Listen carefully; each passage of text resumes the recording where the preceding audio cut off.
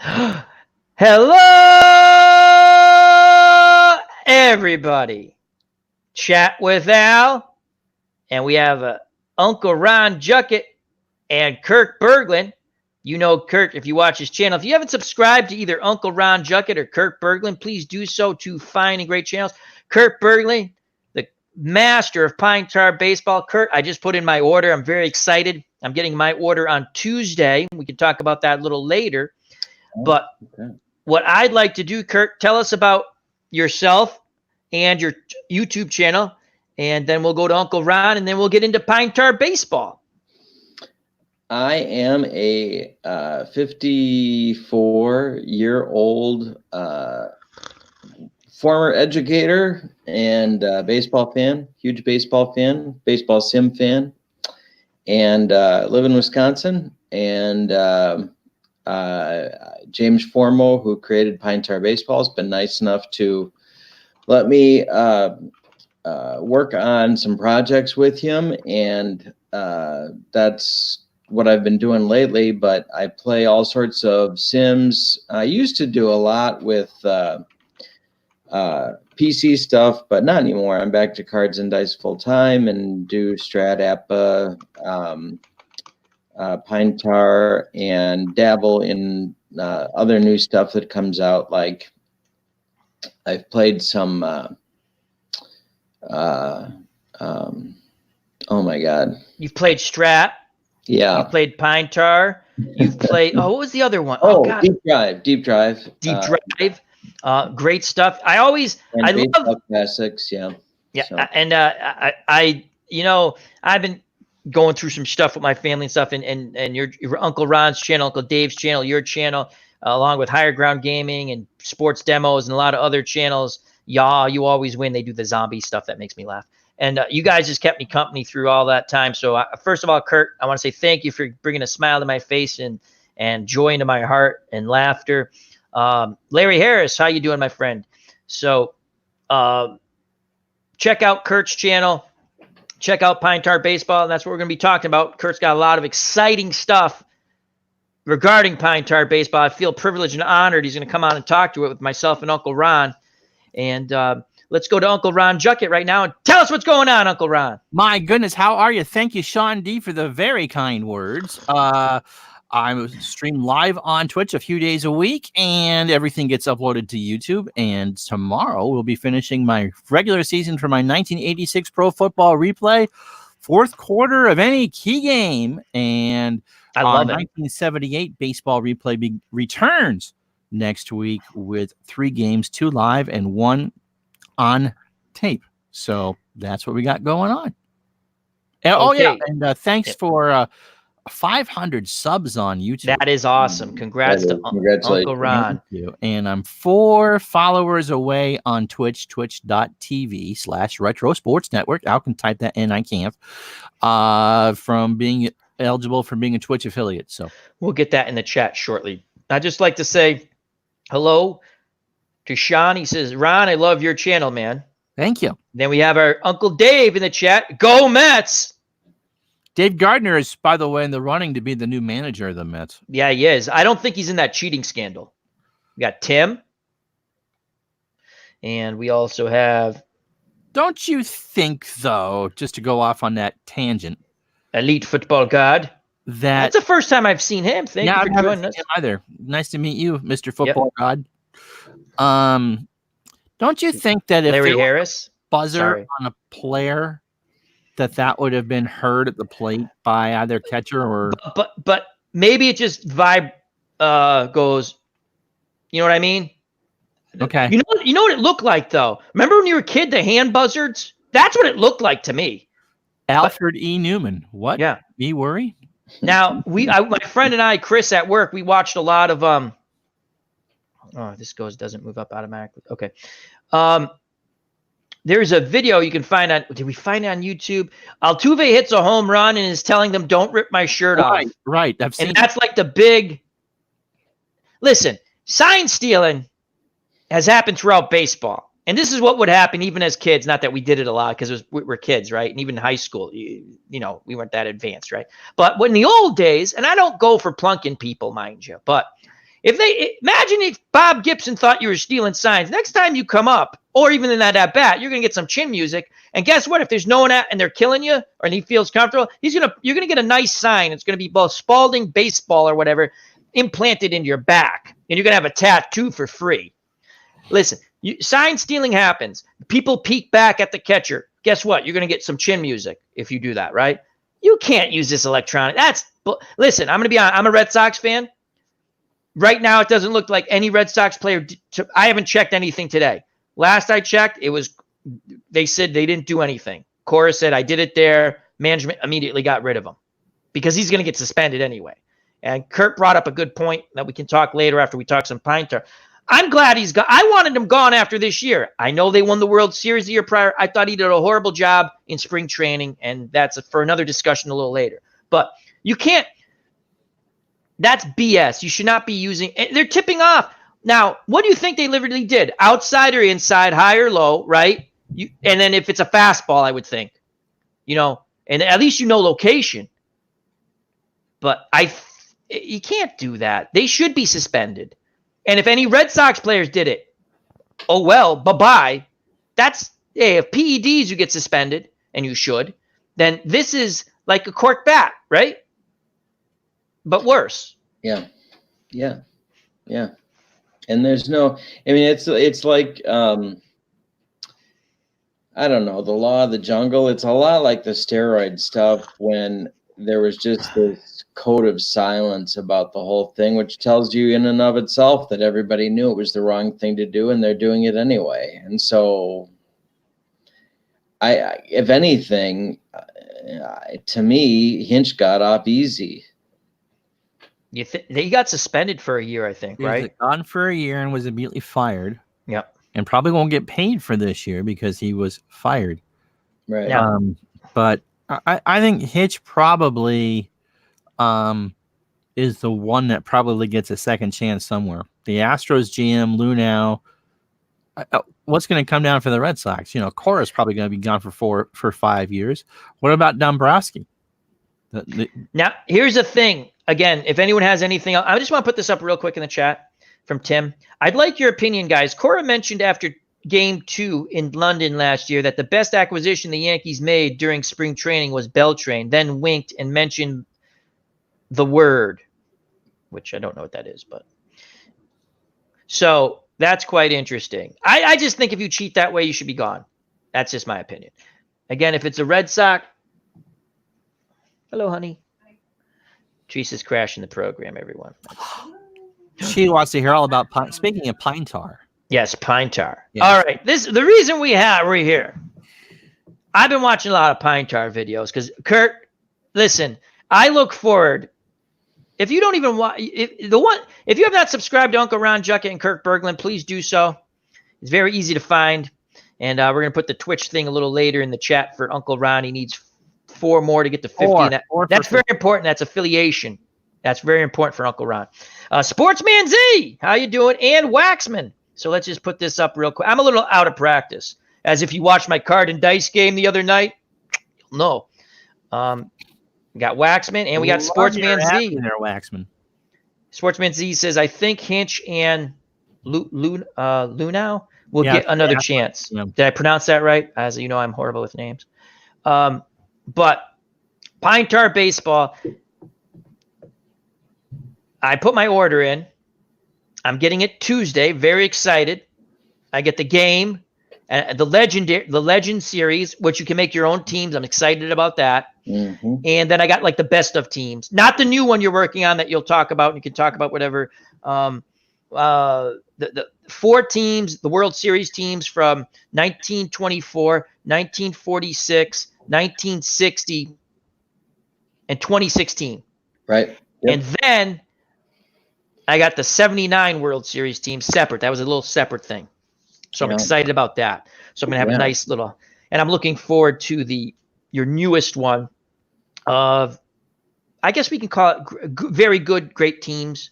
Yeah, very good. 16 very teams. good. Yeah. So tell us, Kurt, about how you became associated with Pine Tar for people who don't know. I got the game probably 3 years ago, and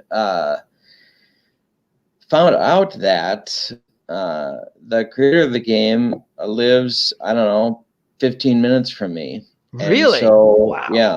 And so instead of having him mail the game to me, I just offered to go pick it up. And then when I did that, we started talking, and then we just started talking about how he does. I'm fascinated by people creative enough to develop something like this. I have to interrupt 1 second because Baseball Demos has just, I think if you can read this, it's you guys wicked funny. Oh.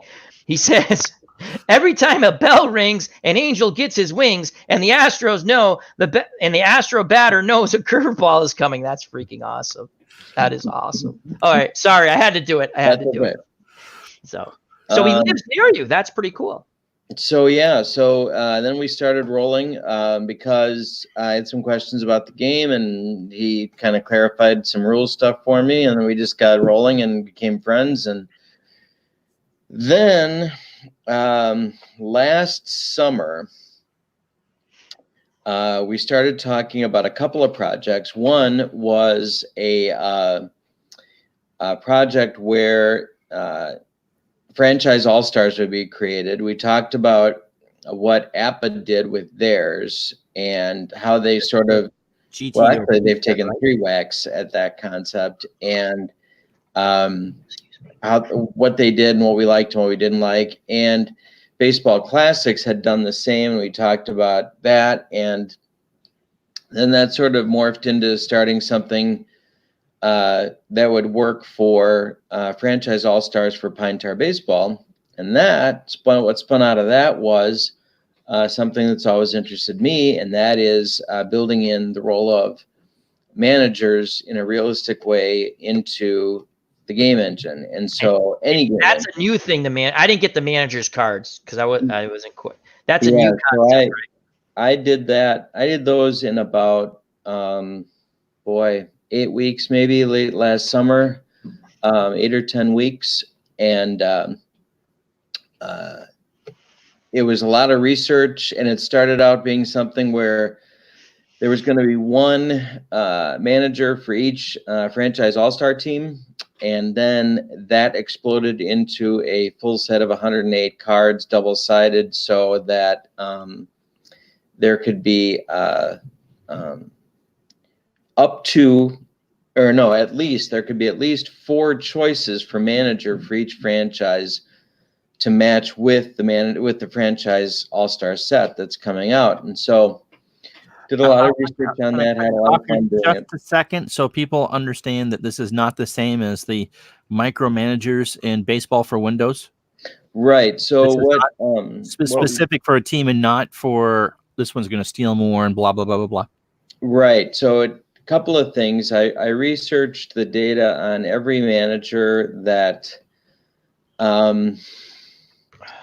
we carded so that I would find out their steal probabilities, their hit and run probability, their bunt probability, their intentional walk probability. And then I did some biographical stuff to look for something quirky that made them unique. And so for example, if you take Gene Mauch, then we built in bunting. And so trying to reward people for using, if you have Mauch's card, you're rewarded for bunting, and it's made more likely to be successful. So if you had his behavior, to use Gene Mauch card as an example, and you have a bunter and his rating is average, he becomes better than average. Yeah, I mean, he gets a few percentage points added to it. And if you do it more than once, you get more percentage points added to it to try and encourage you to act like he did. Or like, as long as we're talking about AJ Hinch, in his case, because he issued no intentional walks, 0, you can't, if you have his card, you can do all the strategic stuff, but you cannot intentionally walk anybody. He never did it. That's incredible. Yeah. So that's interesting. So that affects the way that's if you want to use, again, that's an add-on to the game. Right. It's not, you don't have to do that, No. even if you have the cards. It's once you Right. get the game, you know. Right. But that's So- that's very unique. That I would not have known. If you had told me how many intentional did he, I would have said, I would have get, that yes, he intentionally walked somebody. But I wow, know. Especially at this day and age when you don't even need to waste 4 pitches out of a pitcher. Right, exactly. So, so Sorry. for each guy, I was trying to Donnie. pick something that was like that. So, yeah. So anyway, so then out of that came a lot of work on franchise all-star teams, and so the Kickstarter on that launches, I believe, next week, and those are going to start to ship in March. And now then, those are the teams that you had the video today, or did I miss something here? those are the teams that I'm doing the Blue Jays and Yankees. Oh, those are, okay. Yes. I'm sorry. Yep. Right. The best of players. Right. And so, okay. And I can talk more about how the cards are created, but but basically for the franchise all-stars, there's 31 players per all-star, per team, per franchise, and 15 of them are pitchers and 16 of them are position players. And then there's also a separate team of 31 guys that just missed the cut. So if you want to add, for teams like the Yankees or the Giants or the Dodgers who have all that history, here's my question. 31. Here's my question. It was hard. How do you pick a the lot guys? of different books. There's a couple of new books out that helped a little bit. There's a bunch, like everything. There's a bunch of internet sites on these topics. But the tricky part was, for me anyway. I don't know about James, but for me, in putting a team together, franchise all-stars, is that you're not only picking the best players, but you also have to put a team together. So in other words, you can't have all left-handed hitters. You can't have guys that can't play multiple positions. You got to have some kind of concept there. And one of the things that was important to both of us was the idea that we wanted people to be able to be creative about who they wanted on their team and who they didn't. So if you want 12 pitchers and some of the teams would need them, then you should be able to do that and have the flexibility with both your position players and your pitchers to be able to pull that off. So, so that's the franchise all-star set. Now, how many? I think you said it, but I missed it. I'm pretty sure. How many players come with a franchise all-star team? 31 per team, plus a team of another 31 guys that just missed. And so every team will have more than. In fact, I think the guys that just missed are going to go as a free PDF. And that's nice. So that's not even that is awesome. I was just going to ask you, is it like a purchase for that? But yeah, just kind of to whet the appetite a little bit. Yeah. But some of the cuts were really hard, and I'm thinking right now the White Sox, because we were just talking about Sale, but some of the cuts are gonna be kind of controversial. Look at the Red Sox. Look at the Red Sox. Left field. Yeah. Williams, Yastrzemski, Rice. It's just Manny. I mean, you could slide one of those guys. I don't know if you had a DH spot or you just went. You could slide. Yes, I'm going to say DH with an all-time team. I'm going to tell you, if I'm playing an all-time team, the pitcher's not hitting. and in that case, what would you do with David Ortiz? That's another thing. I mean, that's what I find so intriguing. Who makes the cut? Yeah, and I did the Red Sox actually as the first team that I worked on, and I kind of did it with the assumption that a DH was going to happen, but all of the pitchers have their own individual hitting cards. Yeah, that's fine. That's cool too. I'm just saying, me personally, with all those great players, I agree. I'm getting an extra bat in the lineup. I know that's sacrilegious. I don't want to see you. You got all these great players. Put another great player in the lineup. That's my idea. Mel Parnell batting ninth. Yes. No. Exactly. Roger Clemens will hit ninth tonight. No. Yeah. Yeah. So then, long story short, a little late for that now. In December, I started thinking about, well, what else is there for pine tar that would increase exposure for the game and get people with more cards in their hands. And so I was thinking about complete seasons, and I'm committed to the idea of doing seasons this calendar year for sure. But then out of that, I got thinking about the idea of a great team set or two. But you had a unique concept with that, with your great team set, which was really fun to me because, and you can go through that, but there's a team. I'm going to be honest with you. Like you let them, like the 64, that's an interesting team. Yes. The 64 Phillies. Right. And so in my mind, before I even started the poll, I was thinking that there was going to be more than one set of these teams. But I wanted it to be from a time period that was sort of limited, and that's why I chose 25 years. And I wanted to try and drive at the age range where most of us would be familiar that we're interested in purchasing the sets. And so I came up with 64 to 89, and the rule that you couldn't have multiple teams per franchise. So you can't have 15 Yankee teams or what. And as the voting turned out, it wouldn't have happened that way anyway. But if even if it had worked out that way, I didn't want that. I wanted some variety, 15 different franchises represented, and then a smattering from the 60s and a smattering from the 70s and a smattering from the 80s, not all clustered into one decade. And so from that, then I came up with the idea that really the consumer should have some say here. And really all I was trying to do with the rest of the set was to counterbalance kind of what were the most popular teams and to spread out the decades a little bit and to spread out the franchises. And so we started the poll on, I think it was Tuesday of this week, and it closed yesterday at midnight and had 48 voters. That's great. And you could vote 5 times each. And I tracked all the stuff, and I did update videos each day on who was winning and who was close to winning and all that stuff. And we did that. And then we had the winners. This morning, I did a reveal show on YouTube about which 5 teams were in, and then which 10 teams I added to the set as well, and then the one bonus team to get to 16.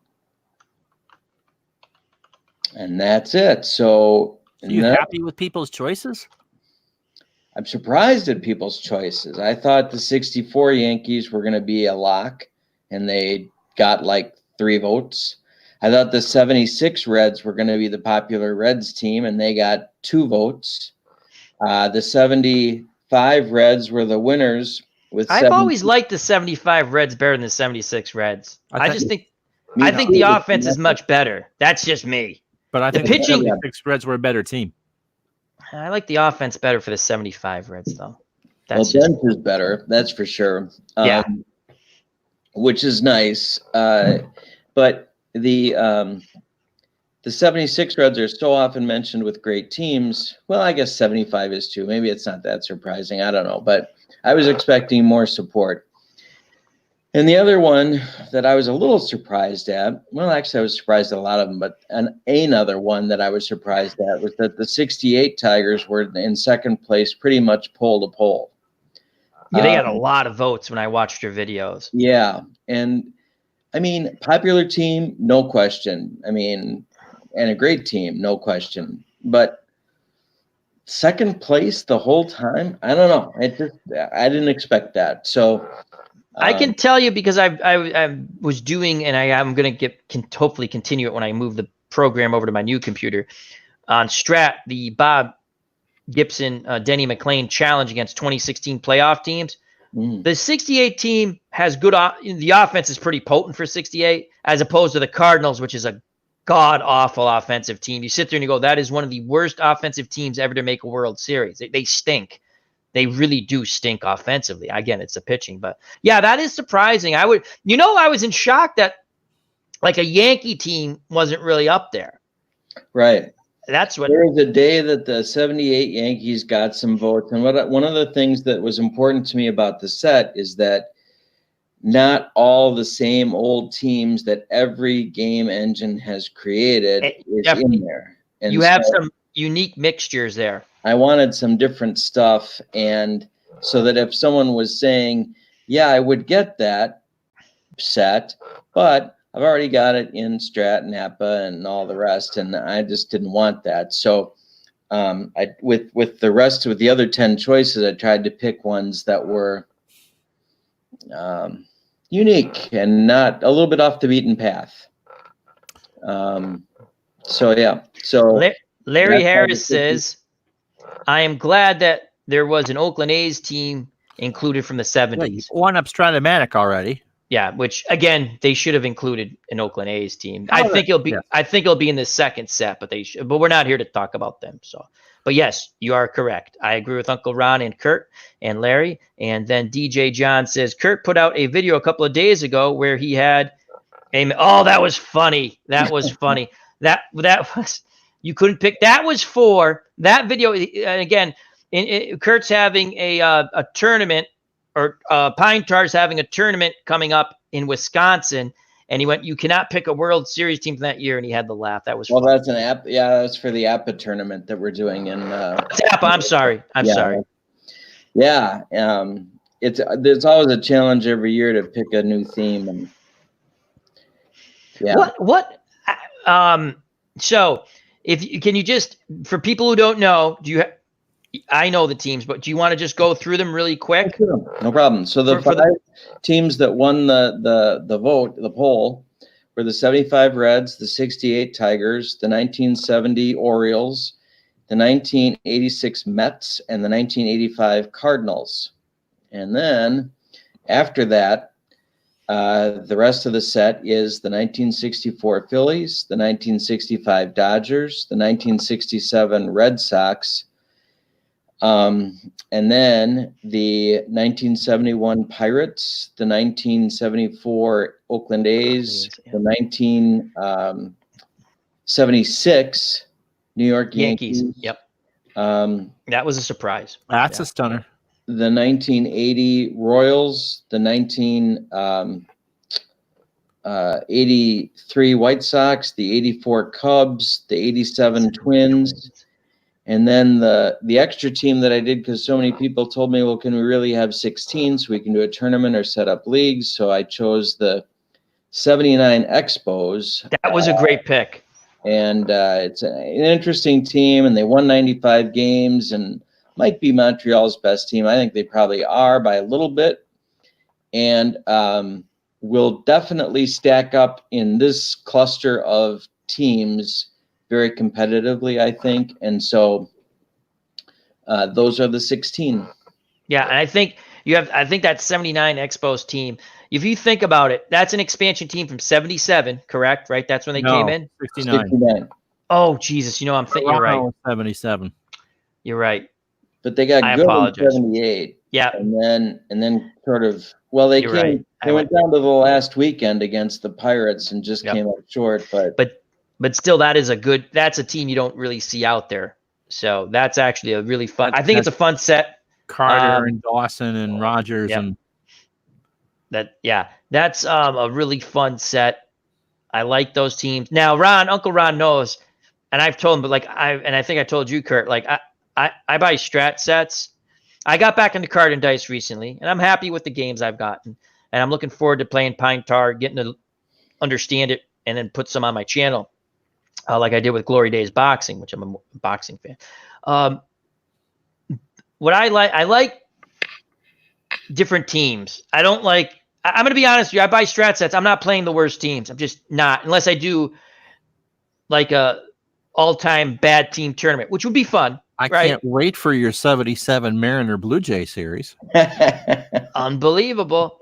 It would be unbelievable. You might be the first person ever to do it outside of Ontario and Washington. Yeah, but I like the teams, and I mean, like I said, I just purchased Pine Tar, and I've already said what I've purchased, and I'm excited. It's coming Tuesday, so I'll figure out how to play it quickly. And the cards, the way you describe them, it's no longer on sheets. That's another, right? Am I correct with that, Kurt? Well, for the great team set, Yep. the cards are going to be available on PDFs and on, well, I think on sheets. But for the franchise all-stars, those are all going to be on like poker card type cards. And so the problem is speed. And so with franchise all-stars, we wanted something that was a little higher quality and a little more durable. But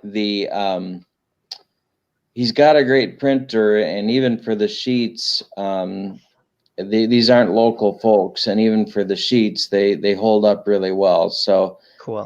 But the PDFs, of course, are available to anybody, and you can print them on whatever you want to. So let me just go to the chat real quick. There's a couple of things. Johnny Smoke says, interesting set of teams, but no Twins team with Rod Carew. I would have thought 65. I mean, that team was loaded.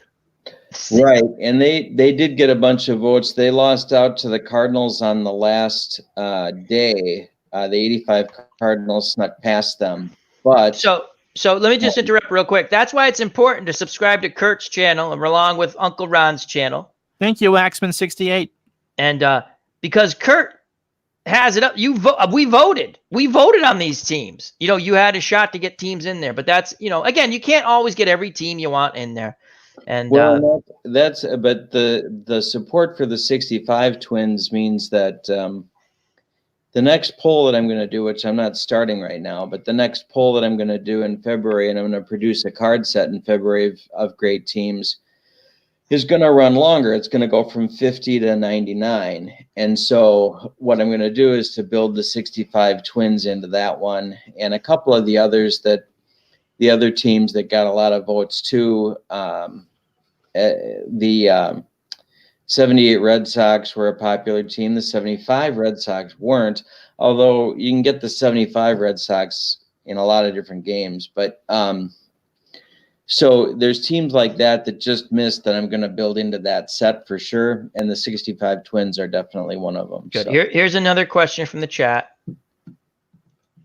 Tim Baden, without looking at the 16 teams, are there any players that were on more than one of these teams? There probably is. I mean, that would be my guess. Yeah, but there's not too many. I don't think too many, but there could be. One that I was thinking of just this morning, because I was going back and forth about whether to add it was 5 a.m. I'm drinking my coffee, and I'm like, are we really going to go with the 79 Expos? But Tony Perez was on both the 79 Expos and the 75 Reds, and he's an example of one guy that was. I don't think there's very many. But you get that with other companies' great team set. I mean, it happens sometimes. Yeah. But with the advent of free agency and stuff. But yeah, super tough now not to. Yeah. Oh now, my God. Franchise sets. Where do you put Reggie? Well, that was another thing because some companies let you have the same player on multiple teams, and James and I talked right at the start about not doing that, and so for franchise sets, right? So people like Man Ram and Reggie and all those guys got to make tough calls. Yep. Here's a question from SGJ Jamie. No Washington Senators. Remember the old micro league baseball included the 1955 Senators? They were so bad. I got your curly W right here. There's Uncle Ron wearing a Washington shirt. That's right. It's funny because one of the teams that I was thinking about yesterday was the 69 Senators, just for that reason, just to be a little gimmicky. But your only winning season in DC. Right. And I mean, I believe Ted Williams managed them. First year. Yeah. That's one of the big reasons I also hate Denny McLain, because he hated Ted Williams. And I was just like, Well, Ted didn't think much of him either. No, he didn't. No, he didn't. As Ted Williams would say, pitchers are the dumbest people. He would. Let's go back to I think we have a couple more. Yep. Philip Reynolds just jumped in. I was looking for questions. Okay, I think we're good for questions. Oh, another micro league. What's that say? Micro league baseball is the old DOS version. Old DOS. Okay, gotcha. DOS version on computer before Stratmatic, but didn't make it. People have talked about micro league baseball. Loved it. It's my first real sim. Well, I think it's a good idea for the all-time teams that you shouldn't have guys on both teams or different teams. Yeah. So, and again, we're going to get back to Pine Tar, but because it comes up, I think, Ron, you brought up Reggie Jackson. How would you – now, he's either going to be an Oakland A or a New York Yankee, right? He had some good years in California, too, but – how would you the way I would do that? I'm just curious. The way I would do that, I would look at his stats, the more games and the best stats. I would think that you'd have him with Oakland, although he's got 3 World Series with and he's on a ton of division winners. Yankees, I would go with Oakland with that. But because if you do it, look at all the great Yankee players, right? You can easily you can get away with not having Reggie on that team. Yeah, easily. I remember talking with James about him and about Alex Rodriguez in the same context because I was doing the Mariners and you could make a Ranger case too for that matter for Rodriguez, but who part of the question is who really needs him to try and make the team better as you can be. Yeah. And here's an interesting one. That's a good point, Kirk, too. So, like I said, the Yankees to me wouldn't need him. I would think, there's a lot of great Oakland players. I'm just saying, I would think Oakland more. Here's an interesting one, too. Where is it? Tim says, Nolan Ryan would be a tough player to put on a team. Put him on 3 and make leave him off? The Mets. Okay. Well, okay, that was a stupid trade. He wasn't in Queens long enough to be a great Met. No, Angels, Houston, Texas. And Texas. He's a franchise all-star pitcher for all 3 of those teams. Right. I would say Houston. Although I think he was more successful in Buzzy Bavasi regrets that decision. But I would, without looking at stats, Angels just pop in my. I know because he played in the playoffs with Houston, but he didn't have those gaudy numbers. No, he was. Don't get me wrong, he's still good. And again, I know he walked a lot of people with the Angels, but he had some. Imagine if J.R. strikeout numbers had that stroke. J.R. Richard, unbelievable. Richard and Ryan in that 80 playoff. Yeah, he made that comeback. He made the mini comeback later. Yep. Just wasn't the same. SGJ Jamie, I think some of the Angels seasons were the best. I think about Ryan in California. That's where I would put it. But it's always fun to talk about that stuff. Right. So it was those are tough. So those are tough decisions you're gonna have to be doing with some pine tar baseball there, my friend Kurt. Absolutely. It's part of the fun of the set. And the other, even just getting down to 25 from 31 on some of these franchises is going to be a real challenge. For example, the White Sox don't have a great deal compared to the other teams, they don't have a great deal of offensive punch, even though they've been around forever. What they do have is arm after arm after arm after arm. And so the temptation there is going to be to just make sure that, you've got one awesome arm after another and never run out. So maybe you're keeping a few more because the family of Thornton Tucker will disagree with you for that, but go right ahead.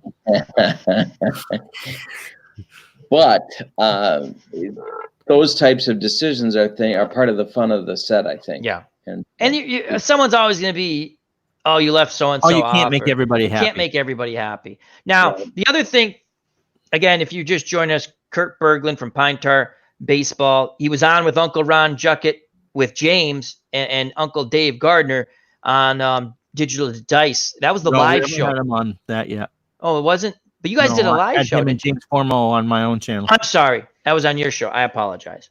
So, but tell us what you feel makes Pine Tar Baseball unique to other baseball games. Sure. So, Well, the thing that attracted me to it, first of all, is that gameplay is very smooth.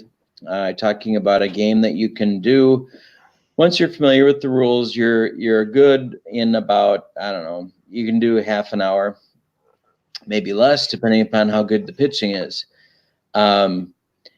But the things that it adds in that other games don't have is that not only do you have lefty-righty splits, but you also have pitchers' home road performance and pitcher variance in terms of their performance with the first 2 times they go through the order and the 3rd time they go through the order. And it's one of the things that's really been instructive for me as I've created these cards for the game is that in my mind when I started this, and I know some baseball history, but I wasn't really aware of the number of pitchers back in the day, especially, who were just god awful the 3rd time through the order, and not necessarily because they were tired, just because they didn't have that extra pitch or whatever it would take to get. the batter had seen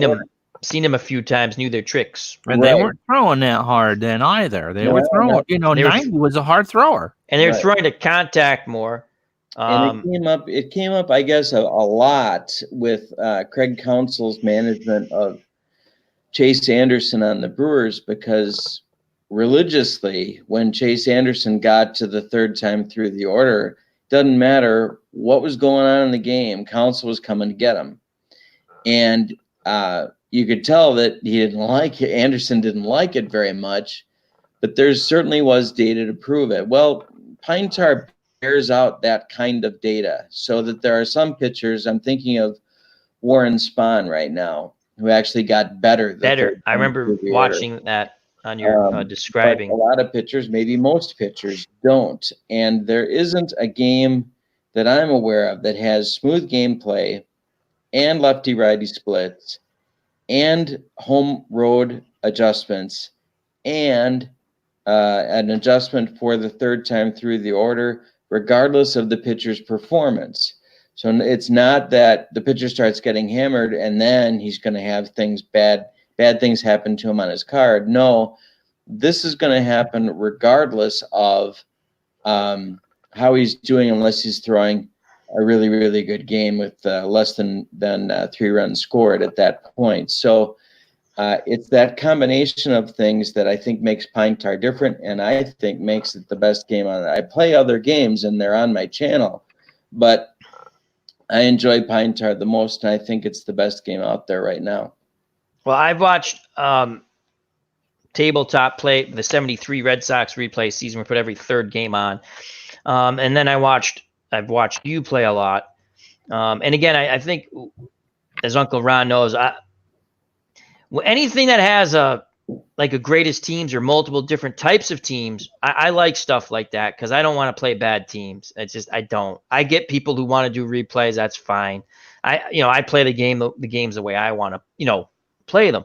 So I was very excited when you came out with that. Stay tuned for Al's 66 Boston Red Sox replay right after this. Listen, I play a 64 Boston Red Sox replay with Tony Canigliaro. So you want to talk about sitting there going, to which, if you were in our Discord, I threw a combined 3-pitcher no-hitter.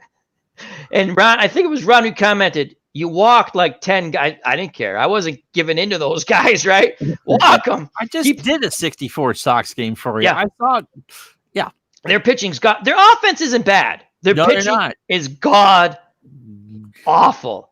But Bill Bonboquet and it's not. He's coming. He was a good pitcher, but not in 64. He's okay.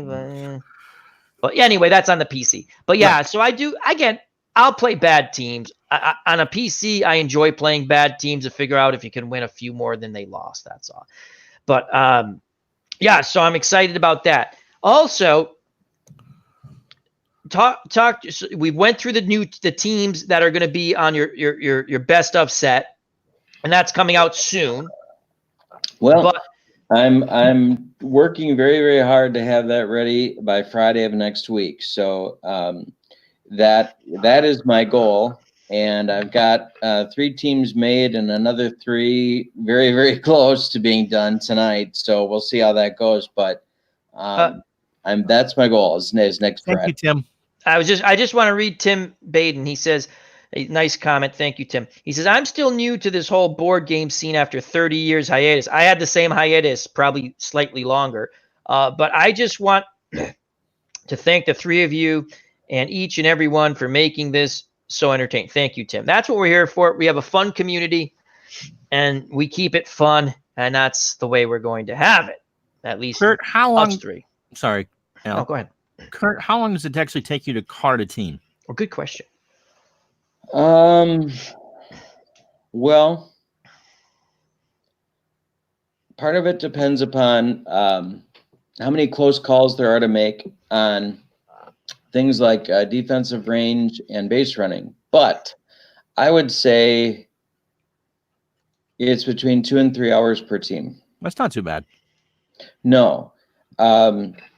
Especially if, and the way that my brain works is that like I'll do all the hitters for one team and all the hitters for next team and all the hitters for next team, and then I'll come back and do the pitchers. Like I need to do chunks like that rather than do the 83 White Sox and then do the 74 A's. I mean, I got to do hitter, and just get in a groove, and it goes faster for me that way.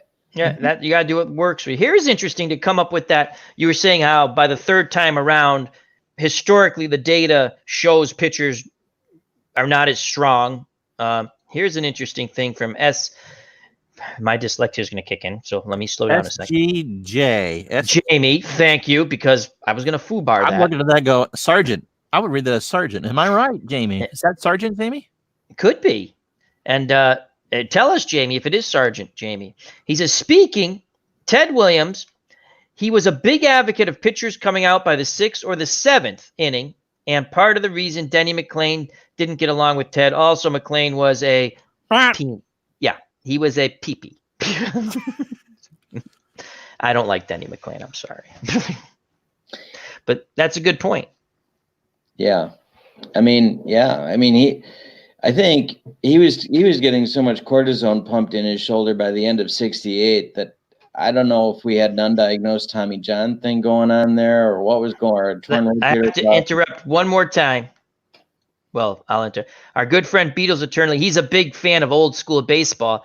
And he was wondering any teams on the list like the 29 Philadelphia A's. He didn't go that far back.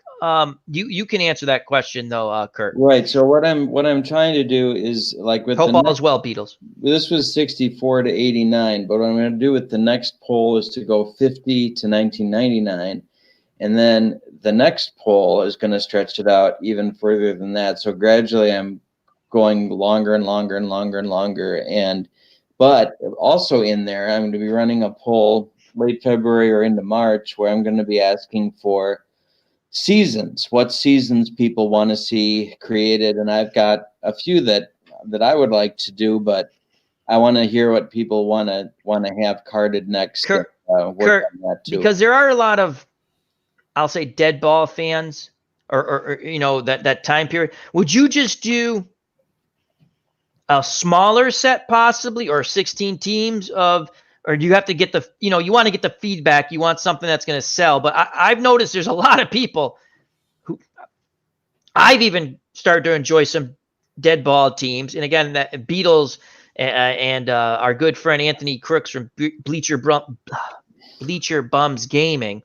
You start to sit there and the stories you hear and like, let me look up a little bit of something on this and enjoy playing the game. I'm just curious because again, you have to do what's right for the company. As I had said when we had messaged back, whatever makes sales, because that's what you're in the business for. But there is people like that, those teams. I'm just curious is that a thought process of doing maybe a 8 teams or Yeah. 4 teams possibly? Yeah, I think so. The thing that I like when I think of dead ball, I don't think of mixing eras really. So I think when I think of dead ball, I think like do something 1920 and before, and Yes.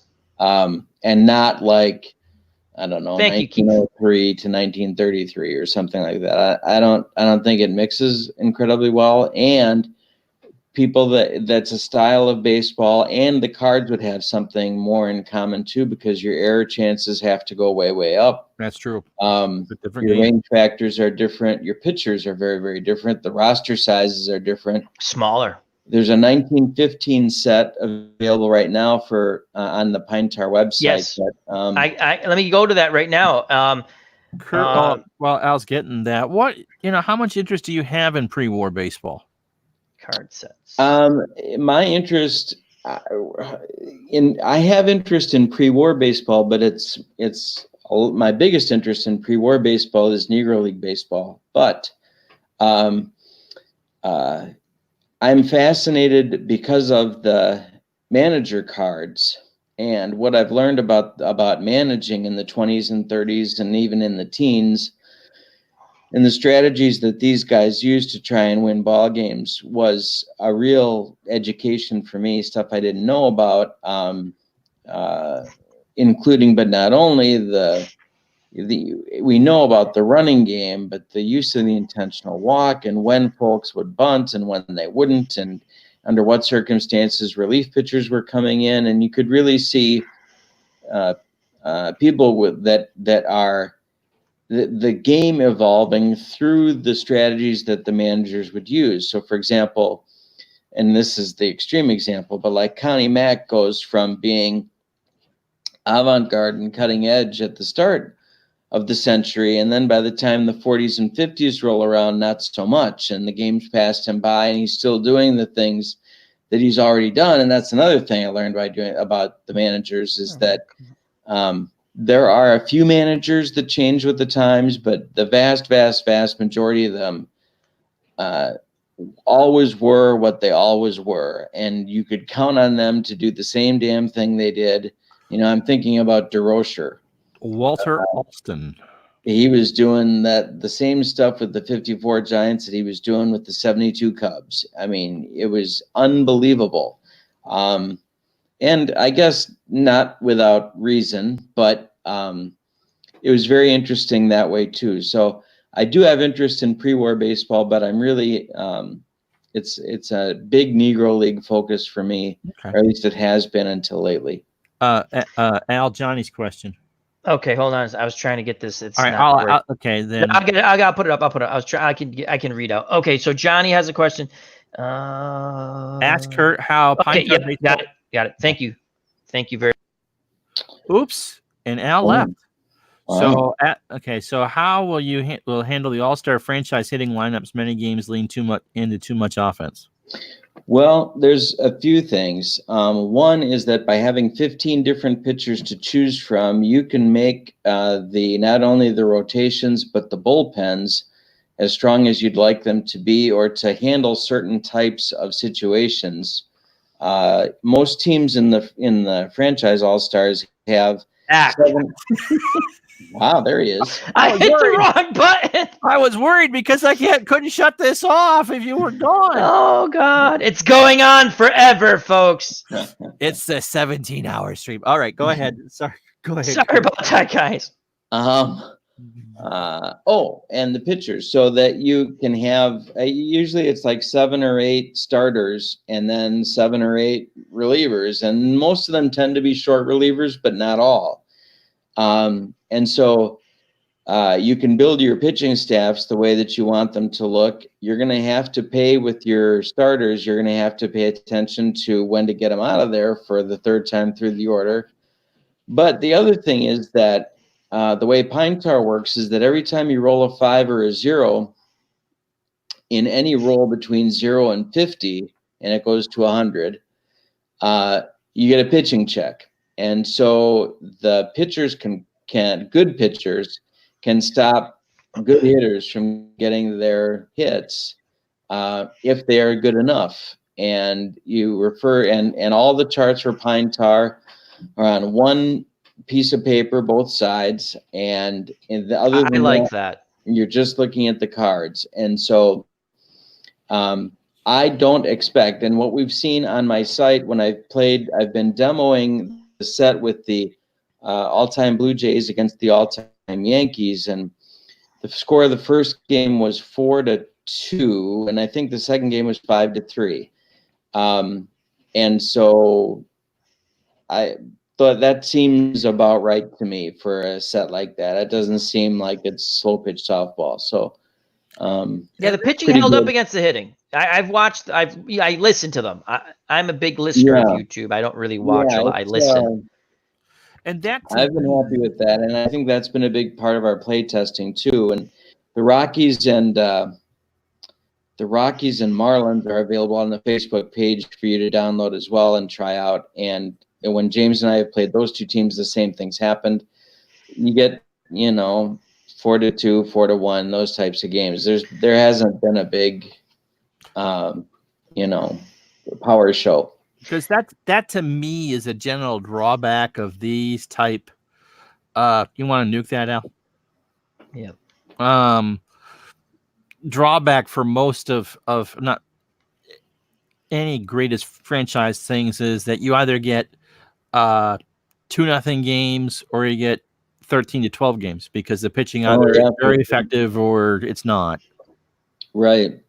And I think, but one of the things that I've been happy about is that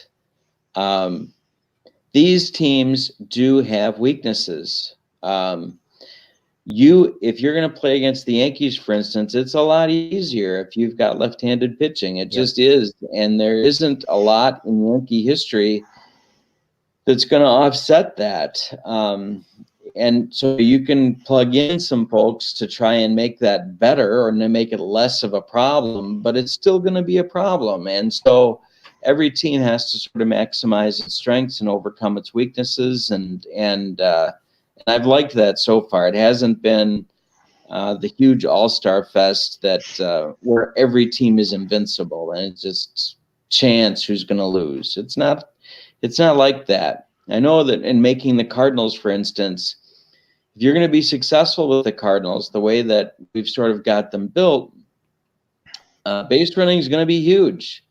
And if you're not aggressive, you may not have a lot of success with those Cardinal offenses. And so it's going to be fun for people, I think. Here's Tim asks, this might be a question that would be better asked on PM. No, I don't think so. No, it's a fine question. Tim, have you watched our chat with Al's that go off the rail? I'm not going to get it. Very tame. First of all, I like to thank Uncle Ron gets it. I want to thank Kurt because I've asked other people to come on and they're like, no, I don't want to come on. No, you don't get it. That's like comedy chat with Al, where Al loses 15 before 9 p.m. Yeah, so. This is like, and Kurt would fit in if he wanted to because he has a wicked sense of humor. But anyway, thank you, Kurt, for joining us. I started. Let me read the question. This might be anyway. How did you three get started doing YouTube videos? Well, I'll go first. I was watching a friend of mine on YouTube, Phil the Issues Guy, and he does basic like TV and movie reviews, and he would have shows on it. And I was lucky enough to become a moderator on his channel. And then I do some call-in stuff, and it was fun. And I said, "Oh, this is a lot of fun. It's fun. It's easy to do. You should try it." I started out, like zombie shooting videos. No one watched, but I did enjoy them. And then I come across Ron Juckett, and my life was changed. I said, I can play sports games. I like Uncle Ron. And did I mute Ron? Or is he just mouthing that? Yeah. Oh, okay. He's all right. Smart ass, Al. Oh, so and Ron must have thought I was a psychopath because I would send him messages constantly. Because he'd say these jokes. I'm not realizing I didn't look at the dates when he did these things. You're like 6 a year later. Yeah. Or whatever, months later. The restraining orders take so long, you know? Yeah, no, finally, this is why we can do shows. The restraining order's up, you know, so. But yeah, no, that's how I saw Uncle Ron, and then I think it was, the tabletop Earls were next. Demos, I think, was pretty early for you too, right? And baseball demos. And I was like, wow, this is fun. Just listening. And then I went in the chat. And I'm going to be honest with you. The first time you go in a chat, people don't. I see our chats are really good because there's a lot of back and forth with people. A lot of people were hesitant. That's the way I interpreted it. I could be totally wrong. And so I'd get in there and I'd say hello. And, but then I saw a lot of people doing stuff that I loved when I was a kid. And I was like, this is still fun. This is now. I think one of my first questions for Ron I asked was, what's the best football game? Because the first thing I saw Ron Juckett do was 2nd and 10, the 1950. It's on the Ron Juckett channel. It's awesome. And if you're a Giants fan, well, just watch it. He did the 58 championship game, 2nd and 10. And then he did a ton of I want to say it's the 85 season. I watched a lot of that. And that's how I got started. I hope I answered that question. I enjoy everything I do. I met a lot of nice people through this. We built a nice community. We have a Discord. We're looking to add to that Discord. If you'd like to join our Discord, send me a message, and we'll just make sure, most people in here are legit. So that's cool. But we've made it. I don't know. Ron can tell you about our community, and Kurt, we feel that you're part of our community. We always try to help one another and support and subscribe. And that's all. So I'm happy. I'm blessed.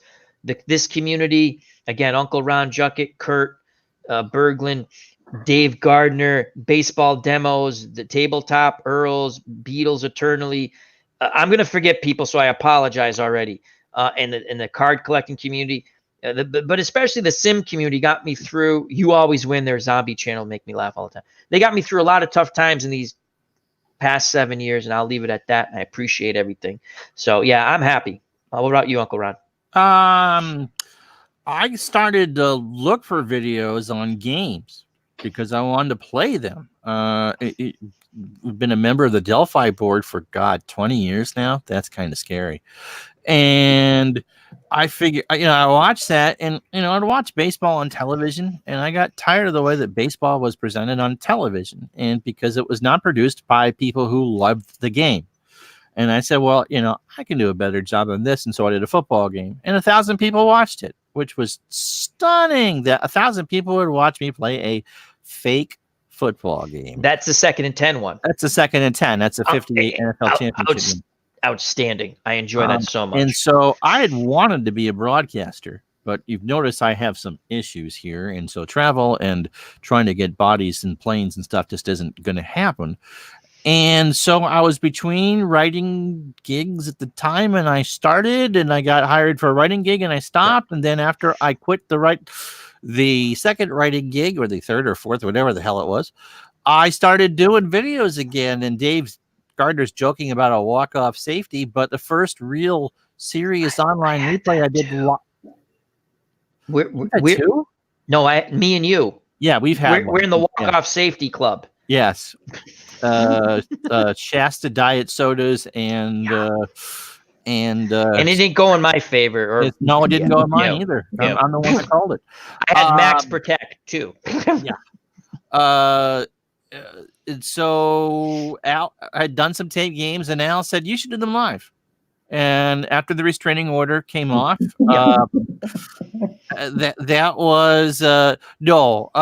And I did them live, and they were fun, and they grew a following. And then I did the '82 baseball season, and if you watch the end of that World Series, I'm pretty much crying at the end. I mean, you get so involved with it because some of it is, or a lot of it is, just kind of going back and forth with your audience. Yeah.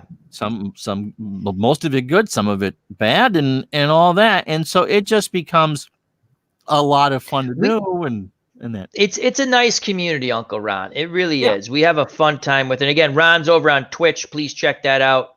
I'm going to find that and just do a link in there real quick in a couple of minutes.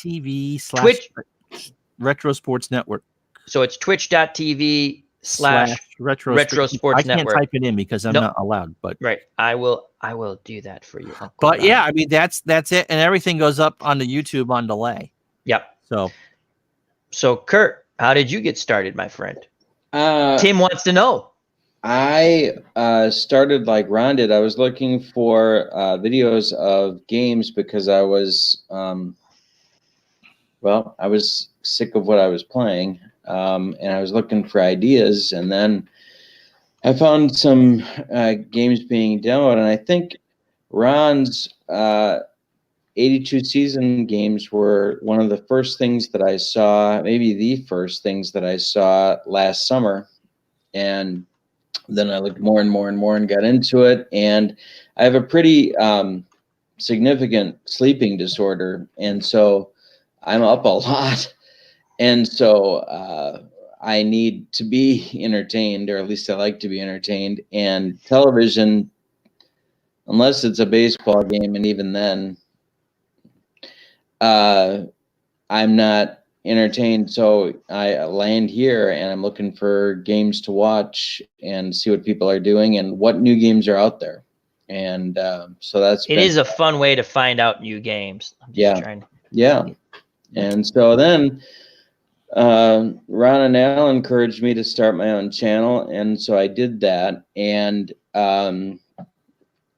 I've been kind of amazed that, and I like kind of showing what I'm doing and feeling like I'm entertaining people. And also it encourages me to try something different. And so I like that too.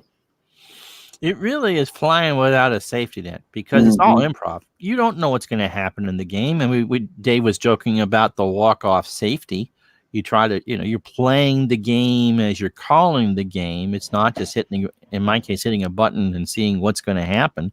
You just don't know. And it's by the seat of your pants stuff for sure. Absolutely. I think I put the right link in for your Twitch channel. Well, no, but I think if you click on that, it goes there. It gets there. Yeah, it gets there. I went because I literally went there. Cool. But I can type it in the other way too after. So yeah, I mean that's the thing, and it's fun, and it didn't. And we all, we're all around the same age. I'm the youngest of the three of us, and but not by much, not by much. And there was always a couple of us who were serious, ungodly sports fans without girlfriends growing up, and would play games and didn't think anything of it. And then you get into other people that follow the same thing and kind of understand. And I'm always amazed. And Al and I have talked about this, my channel, his channel, just what a poor job the game companies do promoting their product. And here you are promoting the product. We can't get. I mean, Dave Gardner and I. Let me just say something, Ron, because I think Digital to Dice with Dave Gardner and Ron Juckett is absolutely fabulous. They have tried to get game.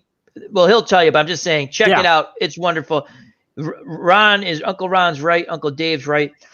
They've tried to get people on. I've tried a few times just to get people on. That's why I'm ecstatic that Kirk comes on with us.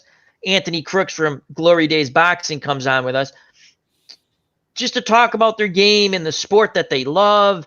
And we've talked about other things besides, but we're gonna get back to some Pine Tar because I want this. It looks like a fun game. I've not played it yet. I'm excited for my set to come on Tuesday. But go ahead, Uncle. I'm sorry to interrupt, Uncle. No, that's fine. And thanks for the kind words.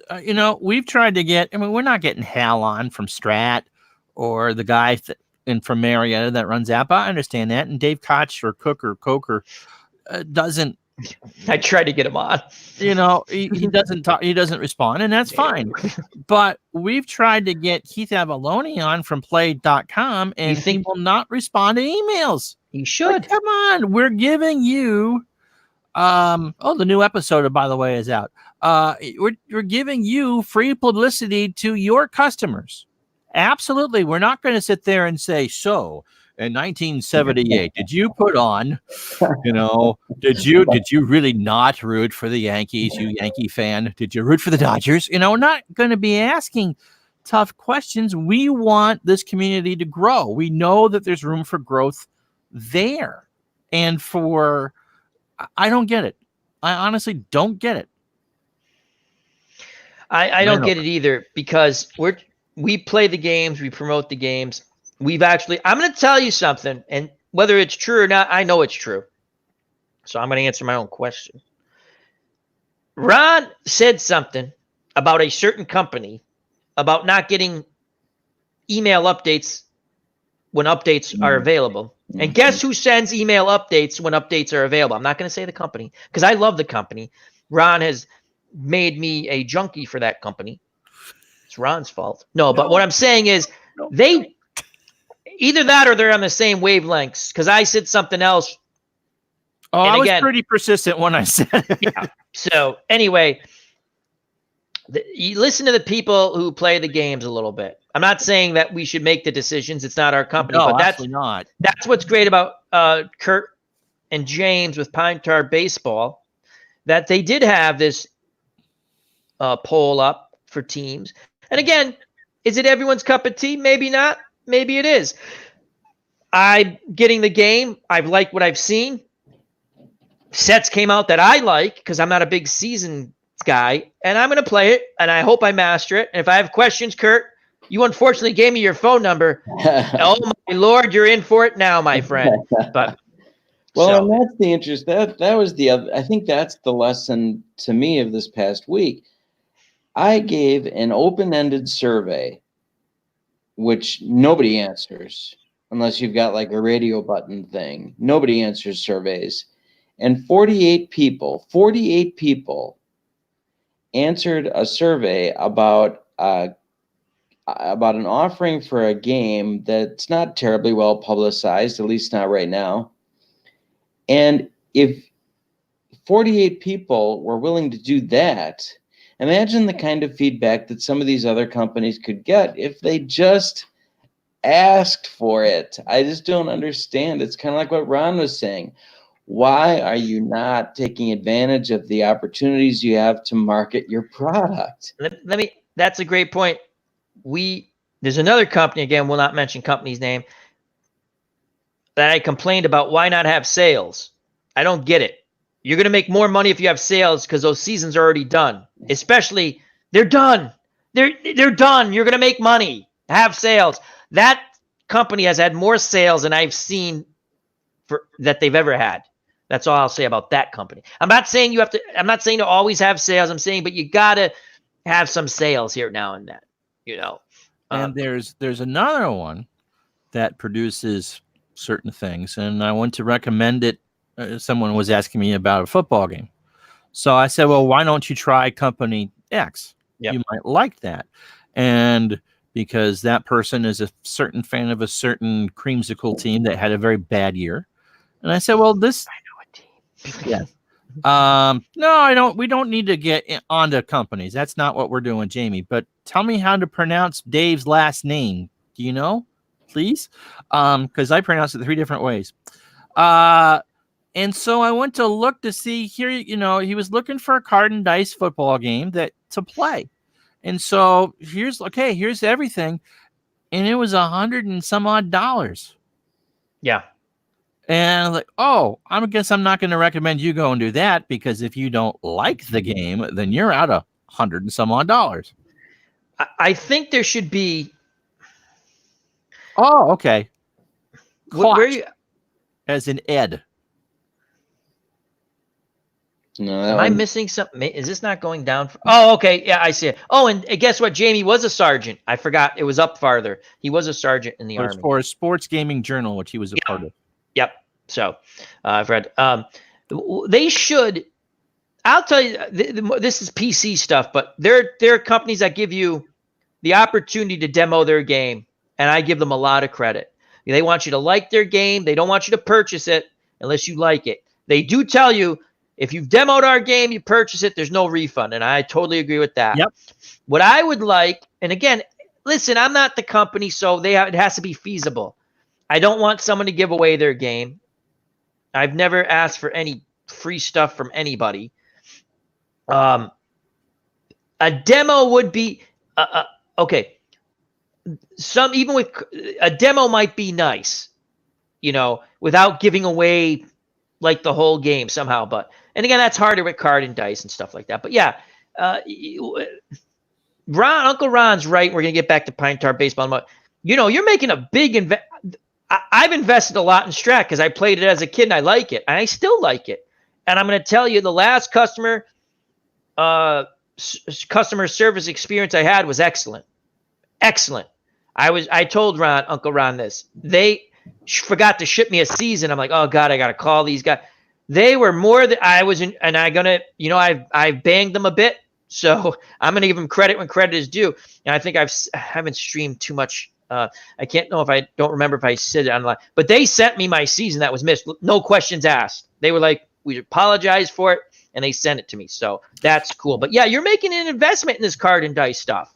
Kurt, to get it back to Pine Tar. Yes, back to Pine Tar. What have you learned about customer service and networking and all that you might not have thought of before? Well, I think that the market is so competitive that finding a different way to approach a baseball game is something that is difficult to do, but it's essential if the game is going to be one that attracts buyers. And the manager thing is something that I've sort of been thinking about for decades, ever since I started reading Bill James baseball abstracts and being aware of the impact that manager choices would have on the way that players perform. And so that piece of it, and sort of being aware of that, and I think, and as you've said on your channel many, many times, that we're in sort of the golden age of Sims. Absolutely, we are. Yeah, and I think you're right. I agree. This is a wonderful time to be doing this, even though a lot of Sims are cards and dice only, or maybe even cards and dice primarily. And if you had said to me in 1995 that in 2020 I would be experiencing the golden age of baseball Sims, even in cards and dice, I would have thought you were crazy. But here we are. And so I think that's exciting. And I didn't realize the depth of the market until I got really involved with James and working on these products. Okay. But back to your manager's project, because the last time I think we talked, you weren't quite done with it. And so I asked you then, and I'll ask this again. Who surprised you the most? Who impressed you the most? I picked Alston, surprising me the most, because for all the games that he won and all the titles that he won, I don't understand how that really happened, based on what his contemporaries were doing. And I don't know. A lot of weird stuff was going on in the 60s manager-wise, but those Giants teams look awfully good to me. And how on earth Walter was able to beat them most of the time is just kind of an amazing thing to me. Those Braves teams were loaded, and their pitching just was a little better. And it's not that those teams had bad pitch. I agree. It's not that those teams had bad pitch. Just their pitching somehow made out a little better. Right, but I just finished carding the 1965 Dodgers, and it's going to be a real challenge. I mean, to win. Don Drysdale and his 7 home runs notwithstanding, that offense is brutal. Yeah, it's bad. Not just home runs. I'm talking about just getting on base. Yeah, they're not a good offensive team. I don't know how they did it, and that's the one thing Uncle Ron and I talked about. You can't, whether it's a PC or card and dice, there's just momentum shifts sometimes. There's just, right. You know what I mean? Teams get hot at the right time, the pitching or the hitting. But yeah, I'm sorry to interrupt, but I agree totally with you. I agree. Yeah, the last time you asked that question about impressing me, I said Gibbons, but I think DeRocher at the start in the 50s was really something and thought really creatively. I thought Dressen was really interesting manager. And wasn't he the last one to actually wear the suit and tie as opposed to a uniform? I think Which one? He might have for a while. Yeah. I mean, he got in trouble with his mouth, got him in trouble with contract negotiations a lot. But he had an ego, a massive ego. But he also did things that nobody else was doing, and I was impressed reading some biographical stuff about him. And so I would say those two guys are ones that are sticking to my mind right now. Mm-hmm. I mean, yeah, he kept baseball to its fundamentals. That's true, but he used 19 people. I don't think that's not creative management to me. I mean, that's lucky they stayed healthy. Yeah, I mean, it just things went right. So yeah, like I don't get that. And in the process, did he shorten Koufax's career? Yeah, Koufax retired at 30. And Drysdale. I mean, Drysdale just chose not to make the transition to become a finesse pitcher, but and so he retired. But to play devil's advocate, maybe that's the only way they could have won what he did. You know, like they do that when Billy Martin with the A's in the early 80s, where he just, I mean, he had a bad bullpen. He had good starters. Again, without doing research, just remembering right. as a kid. I get what you're saying. Yeah. But that's all I'm saying is I'm just playing devil's advocate. His job's to win. Not now today, like what, you know, did you shorten someone's career? That might be a different thing. So, right. It's very interesting. Yeah, and of course, playoff baseball is such a different animal than regular season baseball. And anyway. back then, there's no wild cards, no second. You know, you had to win that pennant to go to the World Series. So every game, yeah. Here you go. Go ahead, Kurt. Sorry. I mean, okay, so I'm looking at the 65 Dodger roster. He had guys on the team all year that played in 20 games. Yeah. No. Then why are they there? I mean, if that's what you're going to do with them, why in the world are they on your roster? And you can't tell me that the Dodgers couldn't have afforded to get him somebody that he could have used a little more often. And not only that, DeRocher gets pounded for doing the same thing in '69 because they didn't win. Yeah. Austin gets away with it, and he gets another 1-year contract. The Cubs collapsed in September, I think, right? In '69, was it in September? They started, and although you can make a pretty good case, I think that they weren't the best team anyway. But yeah, he gets criticized for catching Randy Hundley in 160 games. Well, okay, that's fair. You can do that. But then you better take a close look at Walter because he was doing the same thing. But you know what the difference is? He won. He did win. That's why it's interesting what you bring up. You know, like you sat there, and again, to go with a different sport for one quick second about not using everybody.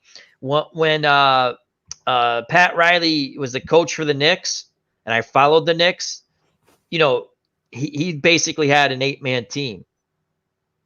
Then it went to the playoffs. Almost at times it was a 6-man team, 7-man. And you're sitting there going, what are the other guys? They can't. Why do you have them on the team? And they always happen. The Knicks, you could just see as the series would go, and they were tough teams. They played basketball a very difficult way, defense, to try to win games. And so, but I agree with you. Why do you have those guys, Yeah, if you were looking to be kind of, for more masochism in your life, you could always do a best of 7 between the 65 Dodgers and 68 Cardinals. that Cardinal team, because I've played that team a lot or against it. That team is horrific. Yeah, that's why I brought it up. I know that is one of the worst offensive teams that ever made a world.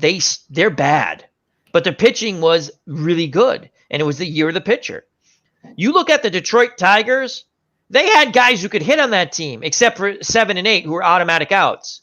But that's how good that lineup was. That 7 and 8 were automatic outs. And until the World Series, when they moved Mickey Stanley to short because they didn't want to have it, they didn't want to have an automatic out at short, which I did my ha thing I'm doing as I'm managing the 66 Dodgers in our little out of the ballpark against the 75 Reds thing. I didn't want to have an automatic out at third. Yeah, I could have put Schofield there, but that's how good that team was for 68. That you got 2 automatic outs, for God's sakes, almost. Now, one of the guys hit like 11 home runs. I forgot who. I think it was Wirtz or something. I think that's his name, but they're like automatic outs. Euler is the automatic out for sure. He's a shortstop. Yeah. So, yeah. Kurt, if you and James said we're going to card our 8 favorite teams and make a set of personal favorites. Oh, good question. Who would you card? Well, my 3, I think. I know the Brewers of 82 have already been carded. Yeah, that's true. And so have the 73 Mets, which is probably my favorite team. So why is that the 73 Mets? Because hey, they're a fun Cinderella team. You got to believe, man. Yep. Reading the sports page when I was 6 years old. Yep. And I was born in 1965. And I became like locked in on Willie Mays for whatever reason. I had his biography that was out at that time, and I had read that. And so when they made the playoffs, and then I got into Tug McGraw and Tom Seaver and all that, and I've never really lost that. But I loved the 74 Dodgers, and I loved the 75 Red Sox.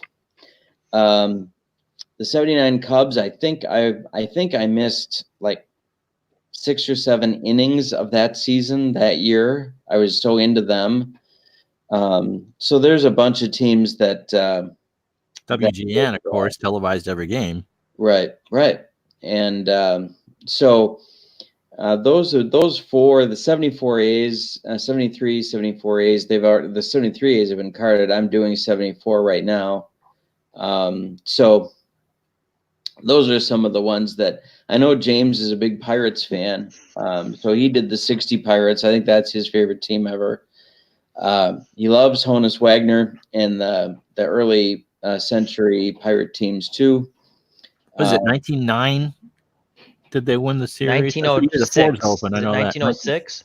Yeah, I think the first one was in 3. I know that. No, the Red Sox won in 3. He did Wagner's rookie season set for 1897, and that's on the website. Yes, it is. And 1915. That's what I wanted to get at real quick. Where is it? Right here. I just wanted to keep going, Kurt. Sorry. No, I just and lately, and I'm thinking about this too for later in the year. I've become really, really interested in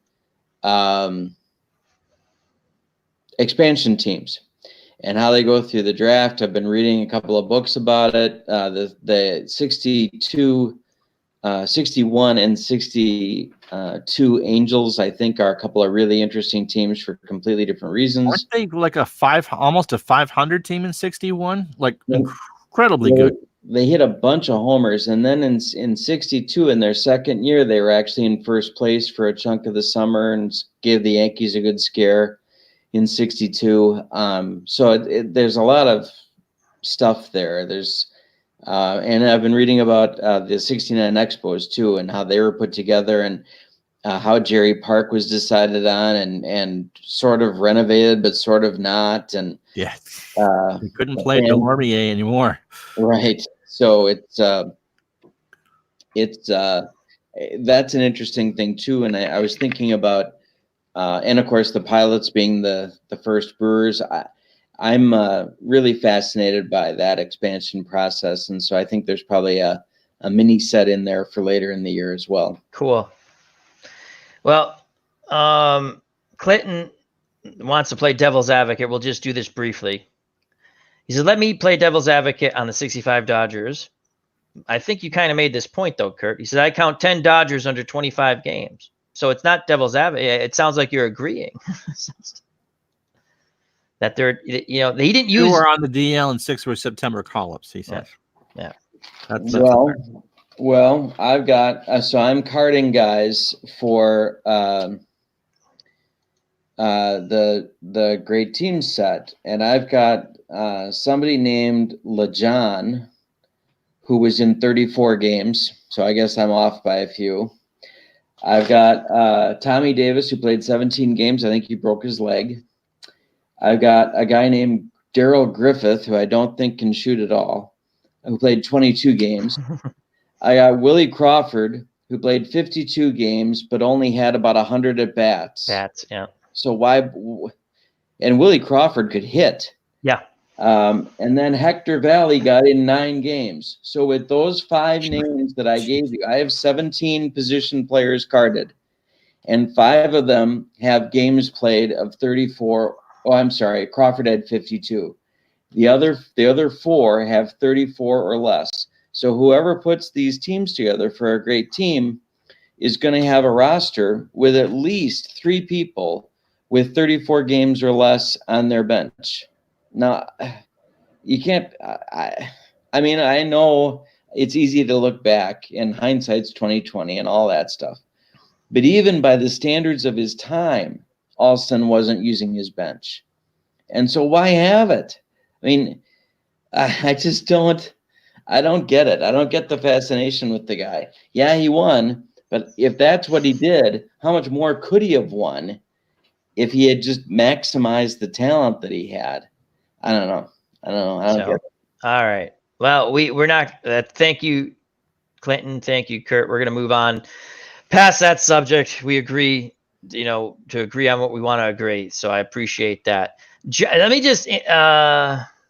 I'll take a shot at the OOTP when I kind of know how it works. You guys, I have to jump off because I got to get back to work. Oh, absolutely. Thank you. Thank you for coming on. We took him away from his important stuff. But again, Pine Tar Baseball, check it out. I'm looking forward to my card sets coming Tuesday of this coming week. Awesome stuff, Kurt. Thank you very much, Kurt. you guys. Take care, my friend. God bless. See you soon. Okay. Yep. So Kurt's got to get back to work. We kept him too long. Yes. That's all right. So there's a question about OOTP. Now, from my basic understanding, the engine was built on more of a theoretical stuff, but it's on based on defensive independent pitching statistics. So that's how the defense is set. If you take out the pitching, how would they do dips? And on value over replacement player, or VORP. So it's a sabermetric type. Yeah, it's very much like that. I'm not saying I know how it works. I enjoy the game. I play it a lot. It's good for hypotheticals. You can do a season replay. If it's not your cup of tea, if you do not like the closed engine, then don't get the game. That's all I say. Play the games you like. I like the game. I like Action PC. It's a closed engine. I enjoy that game. I like Strat. I like Digital Diamond Baseball. But play the games do whatever you want with the OTP. It's great. If you want to do a Lord of the Rings league, you can. Yeah. I mean, what I like about and I play as played too also. I'm not saying it's the best game. I enjoy it. And for bang for your buck, you get everything for $40. And when it's on sale, half of that price. So, but you can do it's GM. So you can do the GM. You don't have to do the GM thing. That can be kind of fun. That's the only way I play it. I don't play the games. I just do you like to do the GM thing. The other thing I like playing Team A from 1925 against Team B from 1992. That's stuff I like to do. Yeah. I'm not saying what would really happen. I'm just saying I enjoy that. I like saying the names. I like playing. I like broadcasting it. I like the what if. I like the game. It's not everyone's cup of tea. I get that. I'm not telling you to buy it. I don't make any money off of them. That's for sure. In fact, they don't like me too much because I question them about their hockey game. Why they don't have the wonderful animation. And I got a big poo-poo from them. And I thought that was like, wow, that's kind of rude. But that was a few years back. But yeah, play the games you like. That's my, So you want to stay on a little bit more, Uncle Ron? Sure. Okay. All right. So this is we're going to talk some sports here. Okay. And we'll go to the chat. Who you got tomorrow, by the way? I want San Francisco to win. Okay. I think the Titans could pull off an upset. I do too. Because I was talking with Nurse Teresa, my uncle, and my dad before he passed. And the Titans were that's a team you don't want to play. No. Because they play old school football in a modern setup. You can still run the ball out of the shot, out of the basically everyone's playing this college form of offense. That's fine. Everyone, they're a scary team. I knew they were going to upset Baltimore. I had the feeling Baltimore was playing really well, right? And Trace Aroni is a big Chiefs fan, so I know he'll disagree. I just have a feeling. But the Chiefs are a scary team. Well, what Mahomes did down 24 last Saturday. Last week, 24-0, and the Texans played like they were behind. Why they went with now the guy made a great tackle when they went with the fake punt. I don't know if you saw it. It looked like the guys were, but still, they started playing like they were behind. You're up 24-0. You don't fake punt from your 25. No, you just punt the ball. Punt the ball. I think Andy Reid has done less with more with a lot of teams. I'll leave it at that. I'm not a big Andy Reid fan. Now let's go to Thrice Aroni. Chiefs Kingdom. I'm not going to the AFC Championship game this time. Maybe they will win. Yeah, because he went, I think, when the Patriots beat him. So, but the Kansas City Green Bay Super Bowl would be, the repeat of Super Bowl I. I got to tell you, I thought that I don't watch a lot of regular season football, and my Giants, stunk like weren't good. They were terrible. Yeah, they were terrible. I did not know that, Johnny Smoke. The Chiefs and Jets have never returned to the Super Bowl since the merger. Yeah, the Chiefs Super Bowl, the Vikings, but the Chiefs haven't been back since Super Bowl IV. Yeah, we never. That's right. No one talks about the Jets. You hear all the time. But yeah, good point, Johnny. Good point. Very good. Yes, he did. He did a great job on that fake punt. Yes, absolutely. Because that guy was going for a first down. I'm just saying, I punt the ball. I'm not faking it from there. You're up 24-0. I'm not enthralled with what's it O'Brien down in Texas either. Again, they're 69 season. Yeah, 69 season 70. 69 season, but the Super Bowl is played in 1970 because it's in January. Kansas City Chiefs won the last game of the American Football League. That is, yep. Because the merger was officially consummated, not by choice. Shotgun wedding.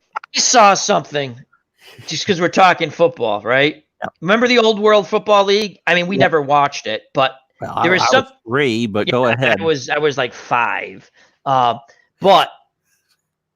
My God, I think it was on YouTube. I was listening to it. Then I had to actually stop. I saved it when I ate lunch. I put it back up, right? Someone on YouTube. That is the most, my God, that is, wow. Like a championship game, the authorities came and they impounded everything. Yes, the league. yes. That is just unbelievable. Unbelievable. So the I have the World Football League. That's like one of those sets that came with something when I bought for Action PC. We might have to do a little. Yeah. We might have to do a little World Football League thing. What do you think of the? I think it's going to be San Francisco, Tennessee. Personally, Todd Beason.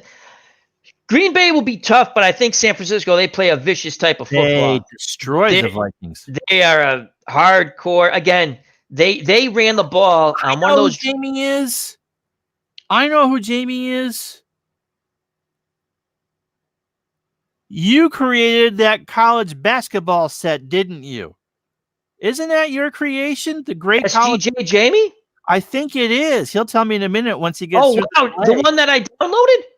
The one that we both downloaded. That is awesome. That is awesome. I think that's his. Oh, wow. We got to have him on. Because if he's making, if you made the WFL thing for Action P, I think that's him. He'll let me know if it's not. Jamie, is that you? And we'd love to have you probably on both of our channels or whatever. That'd be awesome. He says there is some great WFL. Yeah, I was watching it. Like and Ken Stabler Ken Stabler was supposed to play for Memphis or something like that. He had signed. You know what Larry Zonka signed for? He never got paid. I think they said it was like 3.2 million. Jeez. But he never saw a cent of it. I mean, it's wild. That is wild. So, wow. If Jamie, tell us if stun Jamie into silence. Yeah, I think Garoppolo. I don't know. You know, San Francisco destroyed Minnesota last week in their home. What's impressive with San Francisco, they had the drive. They didn't throw the ball once. They literally ran the ball down that team's throat. Garoppolo can make plays when he has to. And I think the Patriots are going to rue the day they traded him. Stupid freaking trade. In hindsight, is a terrible trade. But and then they traded Brissett on top of it. And not that Brissett's better than Garoppolo, in my opinion. We haven't really talked because of the stuff going on with you in a while. But didn't you feel, to go back to the Tennessee Patriot game, they were never going to beat the Patriots? I mean, the Patriots weren't beating them. But Belichick called a horrible second half. They were down absolutely entire second half, and they couldn't do anything. You can blame it on no one to throw to and all that nonsense. Brady doesn't throw. They'll go, oh, he's still completing 60%. That's horrible in this day and age. It's horrible, 60% completion. It's mid-range. Again, he didn't have people to throw. Why not be a little creative? Why not Burkhead? And again, I don't know the situation. Why not Burkhead and White in the backfield at the same time? I'd like to see that. I thought they called a horrible game. I was very fearful of Tennessee because that's a team that Patriots cannot play against a good running team. It exposes their defense. Tennessee's a frightening team. They will bludgeon you to death if Kansas City has to get out in front. You know what I'm saying, Uncle Ron? That way they can't. And I think Tennessee will stick with their run game a little longer than other teams. But if you can get up 17-3, 17-0, they might press just a little bit. You know, the former linebacker. He's the head coach. I can't think of his name. Vrabel. But I think Vrabel's going to stick with that game plan. And Tannehill, right? He's been marvelous. They benched Mariota because he was awful. And I like Marcus Mariota, but he's been bad this year. We got the wrong person. Well, we got the wrong person. But he did make several. That's cool. That's all right. I knew the name from, once he said he made a season. Yeah. I think that's incredible. I'd love to pick his mind about how he does that. Absolutely. Now, remember I was talking to you about that. There's a few things I'd like to do. And, but that's good stuff. How close are you to actually having the redo of the Tarkenton game? Well, let me explain this, because if people who are due, Fran Tarkenton football, which came out in the late 60s. It had 1 or 2 years. And that's it. And Al's come up with some new teams for it and was going to make it. Well, you go ahead. Well, I can make teams for that pretty quick. I've tweaked it a bit more. I've had 5 different incarnations of it. See, I want to make a football game that's basically solo play, but you can play against each other. But right now I'm concentrating on solo play because a lot of people play. The football games, card and dice out there, are not solo play. It's tough to play solo play card. It's nothing, no knock against it. It's tough to play a solo card and dice football game. And that's what I was trying to do. I can get certain things down, and then I change my mind on how I want to do it. But I can card teams pretty quickly. And again, I have no formula. It's an eyeball thing. I go to football. I go to Football Reference, right? I line up the team's defense, offense. I get an average there. Then I look how a player runs a football. Now I can't has like outside, inside runs. I take a quick look. Did they have a big run? How many big runs do they have? I'm assuming they go to the outside. Again, I'm not looking at footage or this or that. I sometimes will go look a little bit at the PC games I have, just out of curiosity, because that's a reference for me also, But I can card the I'll tell you what's good about the Fran Tarkenton game. It's like an APA thing. You roll the dice, you look, bing, bing. You resolve the play real quick. If you're looking at the videos I did, they go 2 hours. the game does not play that. Games play long, but they don't go that long. I'm doing a play-by-play call, and I'm trying to make it entertaining. And I know no one wants to watch 2 hours of it, but it just runs like that. And I've given up a long time. A stream goes the way a stream goes. Good, bad, whatever. I can't help it. But it's fun. It's fun to do that. I got to get you in on it, Uncle Ron, to help me with a few things. And I was hoping Anthony, because he's doing a college thing, but because I like people. That's another thing I want to pick Kurt's mind. I forgot to do it. I told him on the phone when I was talking to him, it fascinates me when people can make a game. I don't care what kind of game. I don't care. I've looked up. It just fascinates me. I love it. And it's football has always been the game that's really fun to play. Baseball obviously fits real well with card and dice. And my point was, I want to make a football game. You could play card or dice, but really more of a card and dice, like a PC version. Mm-hmm. So you could download a ball roller. Is that what that's called? No, dice roller. What the hell is that called? A ball roller is the one I have, but there's rock and roll dice, and there's a couple. But whatever. And then you'd have a field and you have a chart. And you just play the game. Mm-hmm. Now, is it going to be overly this guy makes a tackle? No, not really, but that's easy enough to adapt. You can, it's all, as I keep saying, all the game between your ears anyway.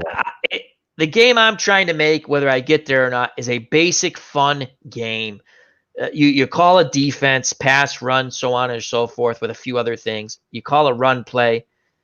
There's going to be a rating. So far, I've had a rating for a run defense. And as opposed to an overall defensive rating, right?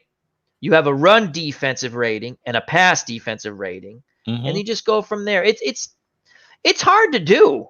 I've changed it. I can get good offensive results like that are fairly accurate, and then you sit there and go, "Oh, I got to incorporate penalties, and I got to incorporate." That's what always throws me out. It changes the little formula all the time. So say hello to Bobby. Oh, we got Bobby and Salvador America Gaming in Salvador too. Oh, Eric's in here. Eric was talking about Solitaire Pro Football. And Jamie's right there.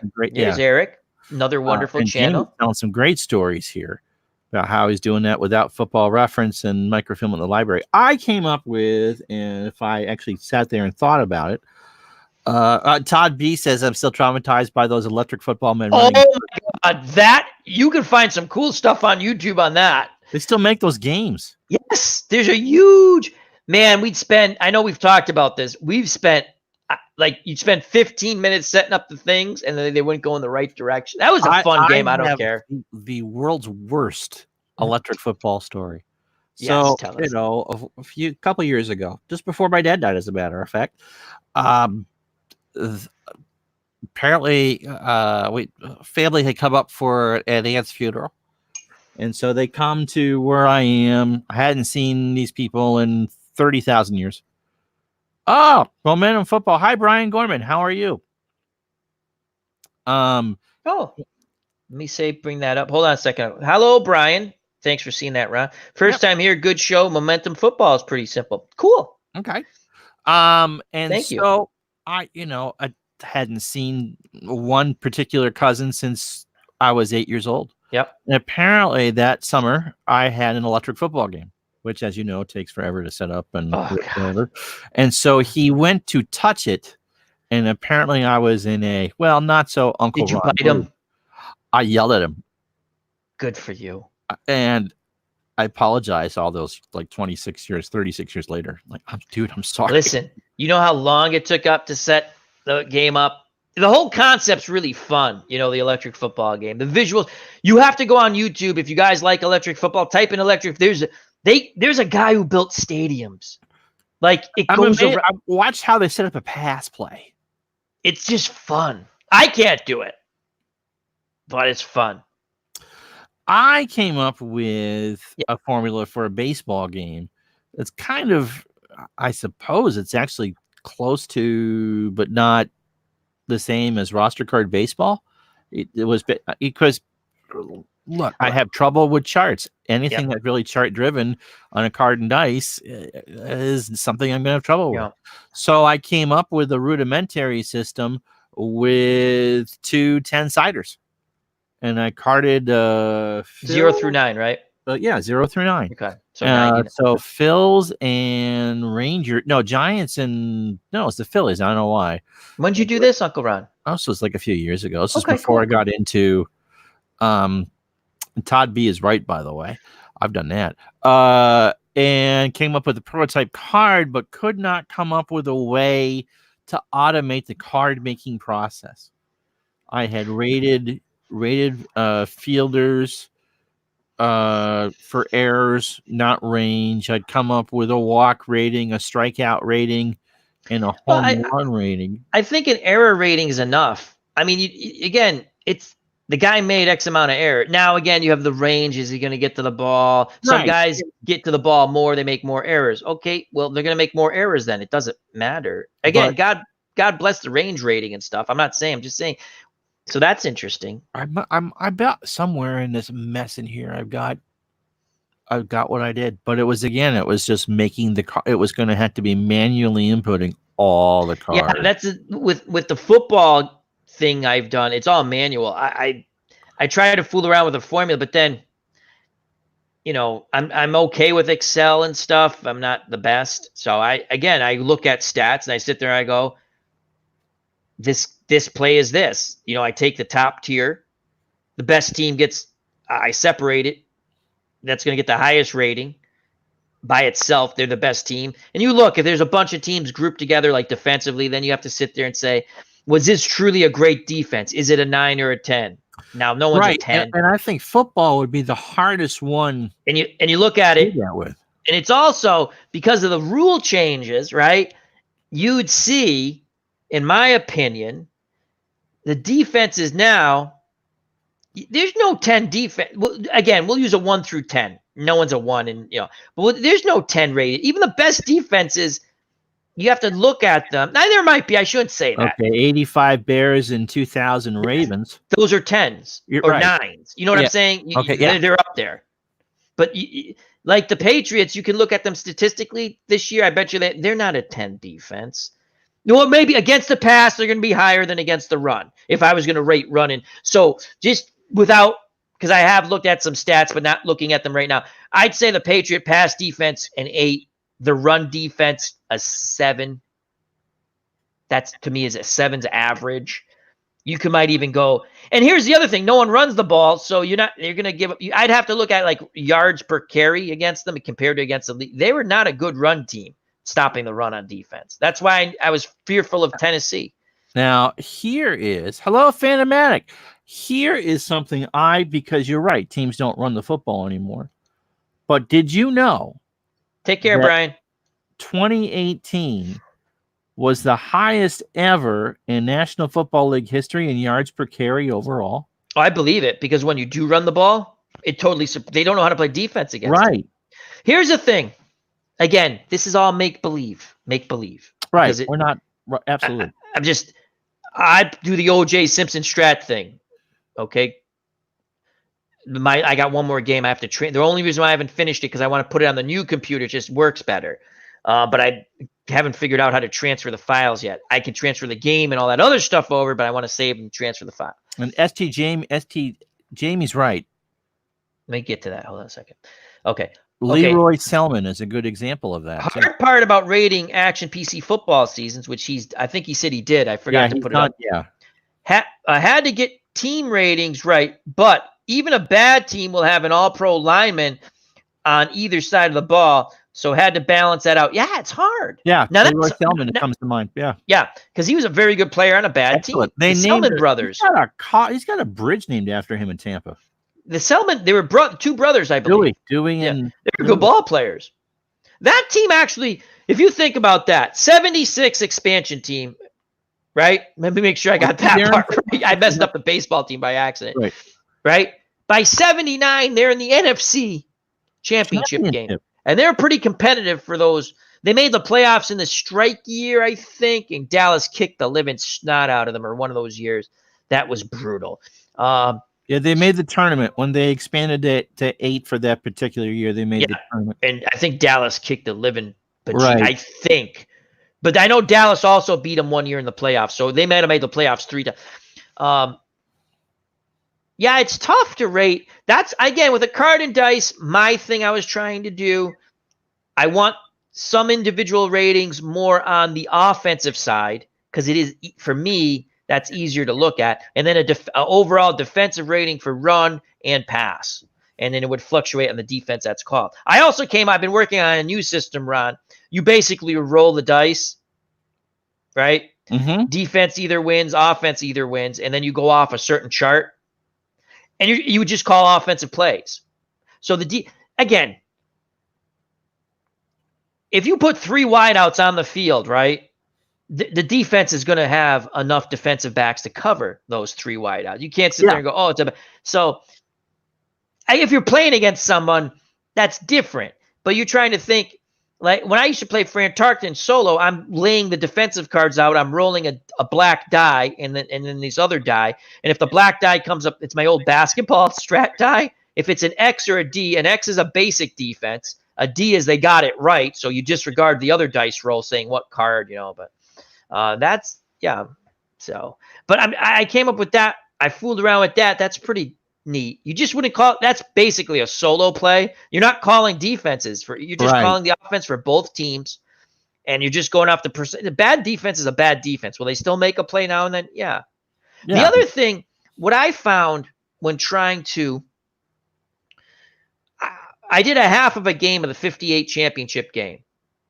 And I have to tell you honestly, statistically, the Baltimore Colts were just so much better than the Giants. And you're trying to, and it just wasn't even competitive. The Colts, I think they're beating them 24-0 at the half. I never finished it because I'm like, okay.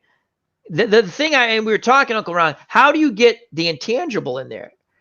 The Giants I was like, did they have a lot of turnovers? Like on defense? Like, did they? No, they were just a solid defense. Wasn't a good quarterback either. No, they're not good. Neither quarterback was good.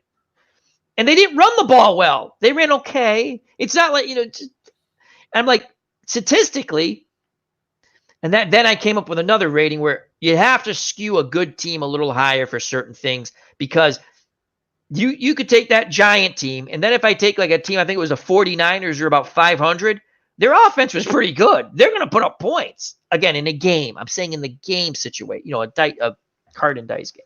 So that's one of those things that are interesting. It's hard to the intangibles because some teams went on intangibles. Right. Giants, actually. Salvador's got a good question. Oh, let me go. Is it what's the easiest? Yeah, what's the easiest and most realistic? Okay, let me just say hello to our. I haven't seen him in a while. I want to say hello to the real world. You said I replayed the 67 AFL NFL season, Super Bowl 2, Dallas versus Oakland. I could see that. Oh, those are not, if it wasn't for Jerry Kramer, it would have been Dallas versus Oakland. So thanks for joining us, my friend. Johnny Smoke, have you tried Digital Diamond Baseball? I like Digital Diamond. Digital Diamond, I have problems with the fielding part of it. I've not had it that. It does smush those cards together and gives you a good batter-pitcher interaction. Okay, and it's cheap. So if it $14, $15, you get everything. Right. So, okay. So Salvador, what is the easiest and most realistic football sim out there? I would is second and 10 the easiest? Second and 10. Once you get a hang of second and 10, I think for a novice might be because it's run. It's there's a lot of strategy in that though. As I play it more and more, I'm sitting there. Oh, there's a lot. It's a deep game. But as far as getting into it, I don't know if I. Actually, you have to know it's not easy to get into. No, because there's certain things. I had difficulty with it. I was telling Ron earlier on when I got it, and Ron's like, and same thing, Ron, you gave me the same advice based even with like strat. He goes, play it like a board game. Don't play it like Action PC. Because I'm like, I want to do this, I want to do that in my mind, but that's not the way you play it. You play it as a board game. Because that's what it is. The Rue game, what's the game company? 10.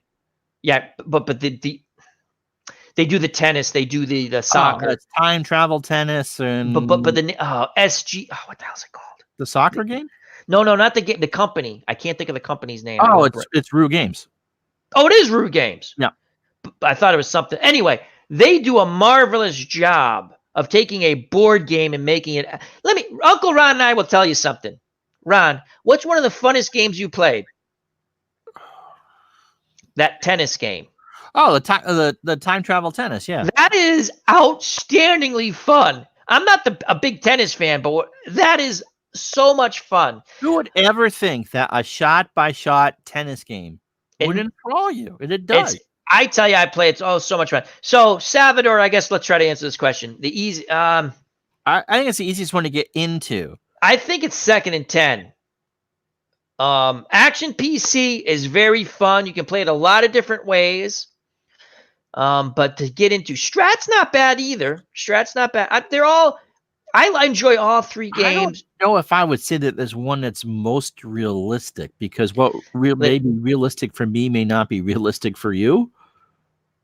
Listen, you can exploit any game. Now, the hardest one to exploit is Action PC Football, because the sim engine, it marks everything you do. It knows your tendencies. It's like the Astros when you throw a pitch up there. Ooh, wow. I love it when you hear the bell and Angel gets his wings. And that was great. Baseball demos. That was awesome. Great. But yeah, okay, let's put it this way. 2nd and 10. You buy the game. I'm not telling anyone to buy the game. I'm saying when I bought the game, let me rephrase that.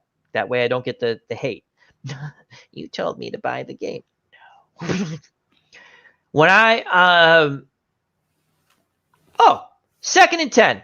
Free demo for 3 days or 5 days. You can try it out to see if you like it. You don't like it, don't buy it. I played the demo. The demo ran out. This is a few years back, and a week went by, and I went, I kind of like that game. And one of the things that was really fun for me was the mod community, all the pictures. You hit a button, it loads it right in. That was awesome. And then the game grew on me. Stratomatic. Okay, 2nd and 10, you get every season NFL. And over 2,000 college teams. Yeah. Bang for your buck's excellent. Fun game. No animation. I'm over that. I told Ron, I asked the question. I sent them an email. They're polite. They came back to me and they said it's just our fan base doesn't really once in a while they ask about it, but we don't think, because they do it for tennis and they do it a little bit for soccer. And I'm like, it'd be cool just to see a little animation. So price point's good. And I know that's not the question. Again, you have to play the game you like. And about realism, like Uncle Ron said, what's real to us or me or Ron might not be real to somebody else. And remember, when we talk about realism, we're playing what, Uncle Ron? It's a simulation. So it's just a sim. Enjoy it. It's fun. Real world's got a good question too. Oh, let me go. Stratomatic's fun too. A little more pricey, but it's fun. I like it. And Action PC is a great game. Christ, me and Uncle Ron own a ton of that stuff. Yes. Okay, real world. Is it Is it this one? Basketball one, yeah. Oh, sorry. Basketball one. And you got one to keep an eye on in the chat. Up in the chat? Down in the chat. Down in the chat.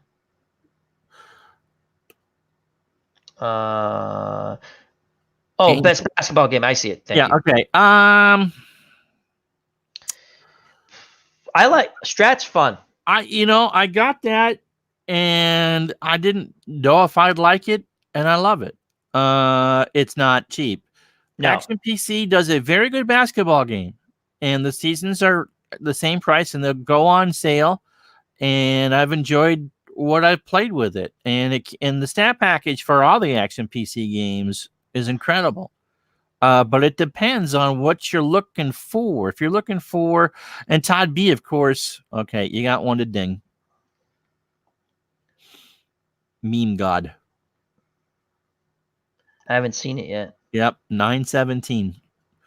All right, I got 2 to ding, I think. Yeah, I'll just ding one, and I think you get the other. And Todd B recommends Replay Baseball, which is, of course, programmed by Richard Hanna and Rue Games. I haven't tried Replay Baseball. I know Todd B. That's the one. Yeah. Got it. Yes, we will in a second, as soon as Al gets to it. It's the most recent comment live. The thing with the StreamYard, it's like behind. Okay. So again, it depends on what kind of experience you want. If you want the card and dice, I would say Strat. Okay. If you're looking for computer or replay, Todd's done a great job with that. Or Action PC. Action PC has a lot more seasons. Pete hasn't done a lot of seasons for a replay, I don't think. But it depends on what area you want to play. Never try Cactus League, and price was the reason. And the next person to finish an APA basketball game will be the first. They have basketball? They used to, and it did so bad that they had to pull it because you literally. I'll tell you, I've played for good question, Real World, and thanks, Uncle Ron, for the other thing, because I've noticed real quick not to talk. Like I have two, I see it over here, and I don't see it here yet, and I want to do it on this one, but okay. Todd B, good job there. Keep an eye out for those folks. Good job, Todd. Thank you. I played Action PC. I have a lot of Action PC basketball seasons. Great sales. It's fun. Closed engine. Strat basketball is fun. I like it. I have some questions on the fast breaks. I think the Celtics miss way too many fast breaks. 1985-86 teammates. Way too many fast breaks. But it's fun. You see the results. A little different. There's enough animation. You don't have to play with the animation. I like it. It's just something that's eye candy I like. Replay basketball. Todd B plays a lot of that, and he puts it in our Discord. I enjoy it. And you can download Replay Basketball. You can have the demo forever and ever, and you can play half a season, which means you can play tournaments with that season. And it's actually easy to understand. You can roll the dice, not your own. Todd can probably answer this. I don't you think can in the baseball if you've played the Replay PC. Can you roll your own dice in that? You can. Okay. In the basketball, I don't even look. I just click. But it's easy to understand. Very easy to understand. Even a few things I didn't understand, I picked up on it quick. And you have some decision making. Plays similar to Strat because it's a card and dice. I'm not saying it's exactly like Strat, Replay, baseball's Replay. So that's fun. I've played Wolverine games. And that's more of a management type game too. That can be fun, but you have to be looking for it's more of a GM type, but you can simulate. I bought European Manager basketball. That's really a management. The thing that's cool about that is they put a lot of the European pictures in our, like me, the photos and stuff. They have the rights for that. I played a little bit of that. I wish they would tweak the gameplay. They got a pretty decent game there. They need to tweak the gameplay, meaning let you make a little more decisions in that. And Tom Mink basketball, TMSG, is fun too and easy. Oh, I've never played. I see Todd B, but I hope we answered your. I'm trying to think what other basketball. That's a free demo as well. For that, again, it's you have to have the cards, but the helper will play the game. Oh, that's cool. I gotta check that. I like playing. Seasons are cheap. Like I said, I just picked up Pine. I like trying new games. How long does it take to play Replay basketball? I don't. Todd B will know that. Oh, Todd B loves Replay basketball. Again, if you'd like to join our Discord, put a comment in this chat, and if we know who you are, you're getting in.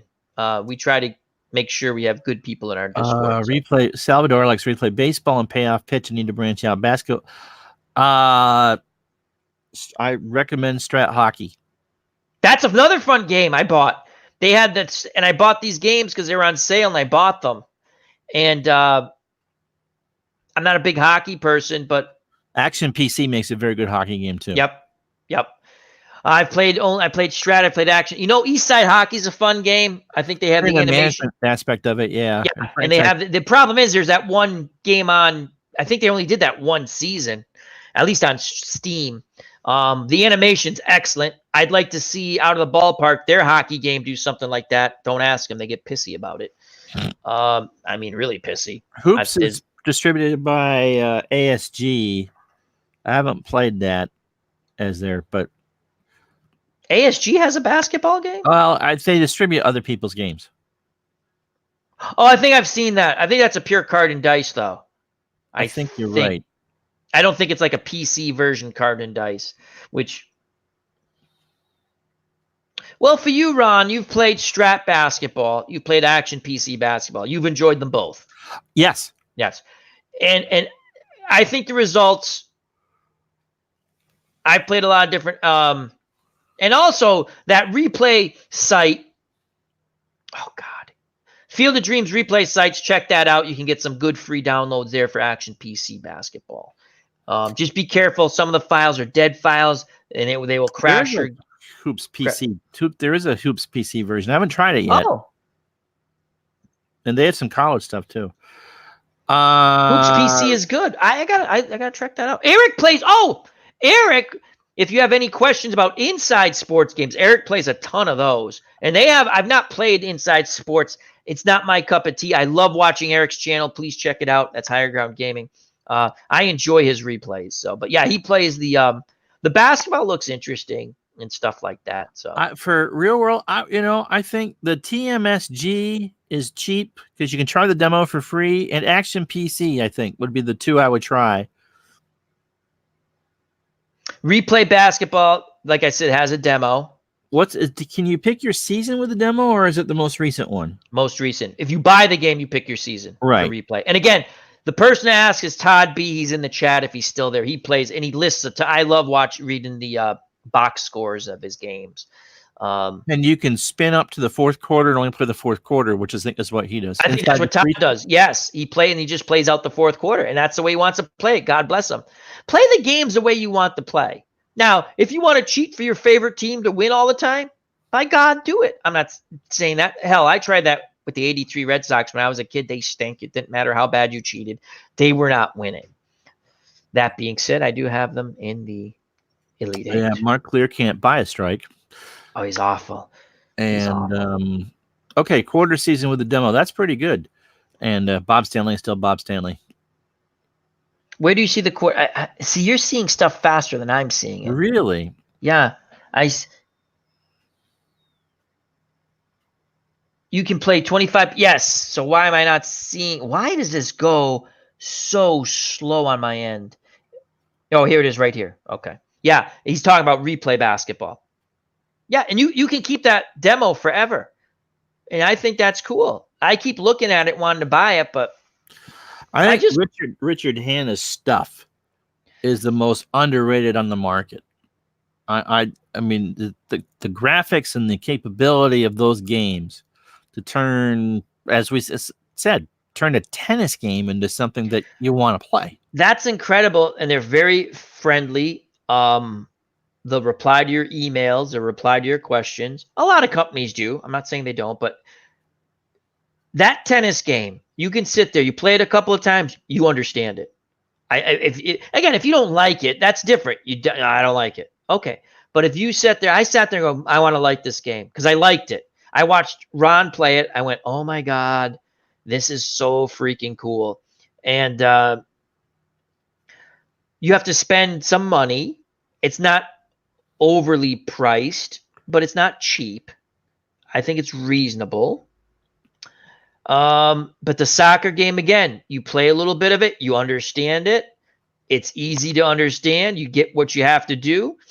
You don't have to be a soccer expert. You got the numbers up there. You're sitting there going, well, if we go this way, we have a less of a chance of success. Let's pass it that way or dribble it that way. The golf. I told Ron offline, and we have Sports Time Machine in here. So I'll just say, one of the fun things I like about Sports Time Machine's channel, and he's really close to 200 subscribers. He's about 3 away. So please, if you've not seen Sports Time Machine, our good friend, Mr. Utah Mike, I want to say he's 2 to 4 from 200 subscribers. So please subscribe to his channel, please, and check it out. I love his bowling. Again, it might not get rated, but that's like Uncle Ron with his golf. I just love it. And tennis too. I just sit there and it's fun for me to listen to. Again, when you're doing this stuff, you want to get views, you want to get view time. That's why we do. We want to entertain people. So we put on what we think you'll like, and we hope, obviously, we enjoy it. But sometimes we put other stuff on. Yeah, you got to do something you enjoy. But yeah, actually, I prefer Pro Wrestling Superstar and Hannaford Rampage Pro Wrestling. I'll tell you, there's a free wrestling game on the Field of Dreams site, Card and Dice, with a helper. That game is fun, and it's APA. It's like an APA clone. The same concept of APA. That's what it looks like to me. Fun, and it's free. It's amazing what people put out for free. There was something Jamie put out here. Is that the rest? Was he talking? Oh, I agree. Richard Hanna, best PC sports game designer out there. No offense to other. Oh, I think Ron, that's what you were talking about, Yeah, right? oh, absolutely. I mean, you can take a game that you maybe not necessarily enjoy, or shot by shot tennis. It's fun. I'm not lying. That's one of my favorite games. I just no one watches when I played. That's why I don't. It's fun. If you're a tennis fan, and again, you can get the demo. That's what I like. They let you do the demo. You don't like the game, don't buy it. That's Right. cool. Not everyone can do that, but I think demos are good. You know, the Strap put out a demo. They don't have to. They've been around forever. They don't have to put out a demo. But I think it's nice. And it's what you grow. I looked at Apple Football just to talk about games we've looked at. It was a bit pricey to me. And since since I've invested a lot in other games, I wasn't doing it. Again, you can have all the cards, you can have all the data files. You gotta have time. But you gotta have the time, yeah. So the other thing with the APA computer game, what I would like to see them do, they do it online with that APA online game. The APA Go, yeah. Yeah. I'd like to see their computer game where you can roll the dice. That would be fun. I don't think you can do that. I've watched my friends in an APA league. No, I think did they change that or I tried that out early on the channel. Remember, I was doing a card and dice Sunday thing. Yeah, and I think I'm talking about the APA Go. No, the APA Go. There's dice rolling. Right, but I was trying to think. I think I rolled my own. I'm talking about the regular. There's a PC game that won Ernie Harwell. Oh, no, you can't in that one. No, it'd be cool if you could. It'd be cool if you could. Yeah. As Dave Gardner, if you're not subscribed to that channel or Uncle Ron's, please do so. Great. Our community's fun. We're always looking to grow. We support everybody in our community. The FOC, friends of the channels, friends of the community. Jamie, that's the game I want, is the cricket one. I'd love to actually get a hold of a real one. They have a cricket one on Steam. It's a bit pricey. I haven't looked. It's a sim, like out of the ballpark. I think it actually does manage, like all that other stuff too, which is like, I have no clue how to do that stuff. I'm like, is it a wicked googly? That's all I know. Is it a googly? But yeah, once in a while I get bored and talk about sixes in games and people like, what the hell are you talking about, Ron? So Dave really, he's bought a lot of games. There's another good reference, Dave Gardner. He has bought a ton of games. Hats off. He helps out the community a ton. And APA football was I looked at it because I was like, I wanted a football game, card and dice to play, but it's just not happening right now. So Arnold Hunter, how you doing, my friend? Wrestling's finest PC game is excellent. There is a free demo. Is that what it's called? Wrestling's finest PC game? Or did I? Rampage Wrestling. Which one has the demo? I'm sorry, I might have missed something. I'll tell you another thing, Uncle Ron. I never thought a wrestling card and dice game could be fun. I've watched Dave Little. I've watched Rob Explanation Point. I've watched our good friend Mike, Sports Time Machine. Yep. Please subscribe to all those channels. And then I got the free. I've had so much fun with the free one I play. I've not bought one because I get but a card and dice wrestling, again, you go back to the old wrestling, right? And that got me into watching on YouTube the old matches I enjoyed. You know what I realized what I enjoyed about old wrestling? And we knew it was fake. Come on, when you got a certain age, you know it's fake. I think what I enjoyed was they called it like a sport. You know what I mean? Yes. They called it like it was legit. And you're sitting there going, I'm watching these matches because I'm up at the time, not anymore, but before. And I'm like, God, this is awesome. I just, from Madison Square Garden, and it's 2 hours of, like I'm watching, I'm going to get 2 hours. And they gave you the crappy matches in the beginning. It's just like a fight. Oh my God, it was so much fun. I try to watch wrestling nowadays just to see if I can get back into it. Soap opera. I have no interest. It's a shame. Opera. I just don't like it. And they're great athletes. It's nothing to do with that, but it was fun when they called it like a sport. I realized that. I'm like, that's why I liked it. They called it like a sport. Richard Hanna made the PC version of international cricket in the late 90s. Made me like cricket. Cool. Appa Chatter's back. Appa Football is the best Appa game for head-to-head. I've been fortunate to play with knowledgeable players, and it's awesome. Cool. Ogard on the board, on the Delphi boards, does the greatest football replays, and it's all using Appa Football. Is he plays by him like he's got solo? a system? It's a solo. Is solely as a system. That's cool. Yeah. No, I have nothing against the game. I'm just saying I've invested in other games. Right, I'm like, but he has sold more copies of that game than Appa ever did. Roller derby. When I lived out in New Mexico, we had roller derby on TV. That came on. Was it before wrestling or after? That was fun. That was fun. Roller derby. I never figured out the rules for that. No, I just knew you had to wing that person by everybody, and then there'd be women knocking into each other, and somehow I got around. Oh wait, sorry, never mind. Let's see here. Roller derby. The Thunderbirds. Yeah, Thunderbirds. I thought I saw another. Yeah. There is a roller derby game. I've seen that on Play. I'll tell you, the one thing I keep looking at Play.com is a soccer game because they have the Cosmos. One of the tabletops plays that, right? Yep. Oh no, Earl. No, Earl's Appa, isn't he? He plays Appa. Anthony plays. Soccer Blast is played though. Bleacher Bums Gaming, another great channel in our community. He does Soccer Blast. Ron Explanation Point does Soccer Blast. Alan from the UK, Alan Shaw, plays soccer, but he actually made a team I've watched a couple of times with all of us. Like we're all on this team. It's pretty fun. Earl plays Appa. Okay. Yeah, Earl plays Appa. So we're going to end the stream in a little bit, but this popped up. I was a huge Battle of the Network Stars fan. Huge Battle of the Network Stars fan. NBC got beat every year. I hated it. When Gabe Kaplan, not Kapler, Welcome Back Cotter, challenged Baba Black Sheep. What the hell was that guy's Robert name? Conrad. And what they tell you, you can find this on YouTube. They had tied in the relay race, and Robert Conrad was for CBS, and Gabe Kaplan, ABC. Welcome Back Cotter was ABC. Yeah. And so they were like, what do we do with the points? Because they actually used replay. It was hilarious. And they couldn't determine who the winner was in the relay race. And so Gabe Kaplan goes, well, we'll just share the points. And Robert Conrad goes, we're not sharing the points. And he goes, well, what do you want to do? He goes, I'll race you for it. Like 1-800, whatever, the two captains. And Gabe Kaplan goes, okay. Now, Robert Conrad looks like an athlete. Again, sometimes looks can be deceiving. And he is an athlete. Played poker. Yeah.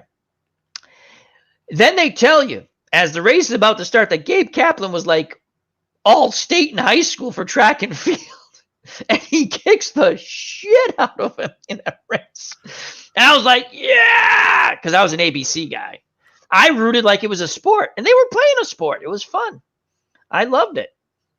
They brought it back a little bit, but it wasn't any good. No, it wasn't as good the second time around. They brought it back, I want to say 5 years ago, and it wasn't even stars you knew. I mean, you were waiting for Farrah Fawcett to go in that dunk tank or whoever. Linda you didn't Carter. care. Yeah. Oh, my God. Because let me just tell you something. The chat, we've gone from Chat with Al to Chat with Al. Who says that? No, that was me. Yes. And JD stopped by. I saw. He did. He said hi. He said hello. So check out his channel. He does a lot of fun stuff on there. That's JD, our good friend JD. Yeah, we're digressing. Anywho, but anyway, that's fine. But yeah, I like that stuff. What do you miss most about sports, Ron, that when you were in the heyday of sport, what were you saying, like 15, 16, 13, 12? So be for you and I, early mid 80s. Yeah. I mean, like what I still like sports, but I'm not, and I don't want to go back exactly to the live and die sports, but what do you miss? Because it's missing something for me, sports. I think that because there's so much of it available now that it's not as special. And so when you knew on a Saturday afternoon that this was your chance to watch Game of the week. Game of the week, or on a Sunday and you only got you got 3 games. You got the 2 on the one on the single header network and the 2 on the double header network. And so it was, I guess, kind of a bigger deal. Like an event. Like a an holiday event. almost. So like a holiday. You only got to see the Dodgers Yep. on a Saturday afternoon or a Monday night in the twilight from Los Angeles. And now, you can watch anything. Saturday afternoons, and you get the one college football game as opposed to, you can watch East Podunk State and West Podunk U. There, and I think it was much more of curling always plays better after the cards have been in the freezer. But yeah, I think there was some sort of mystery to it, Al.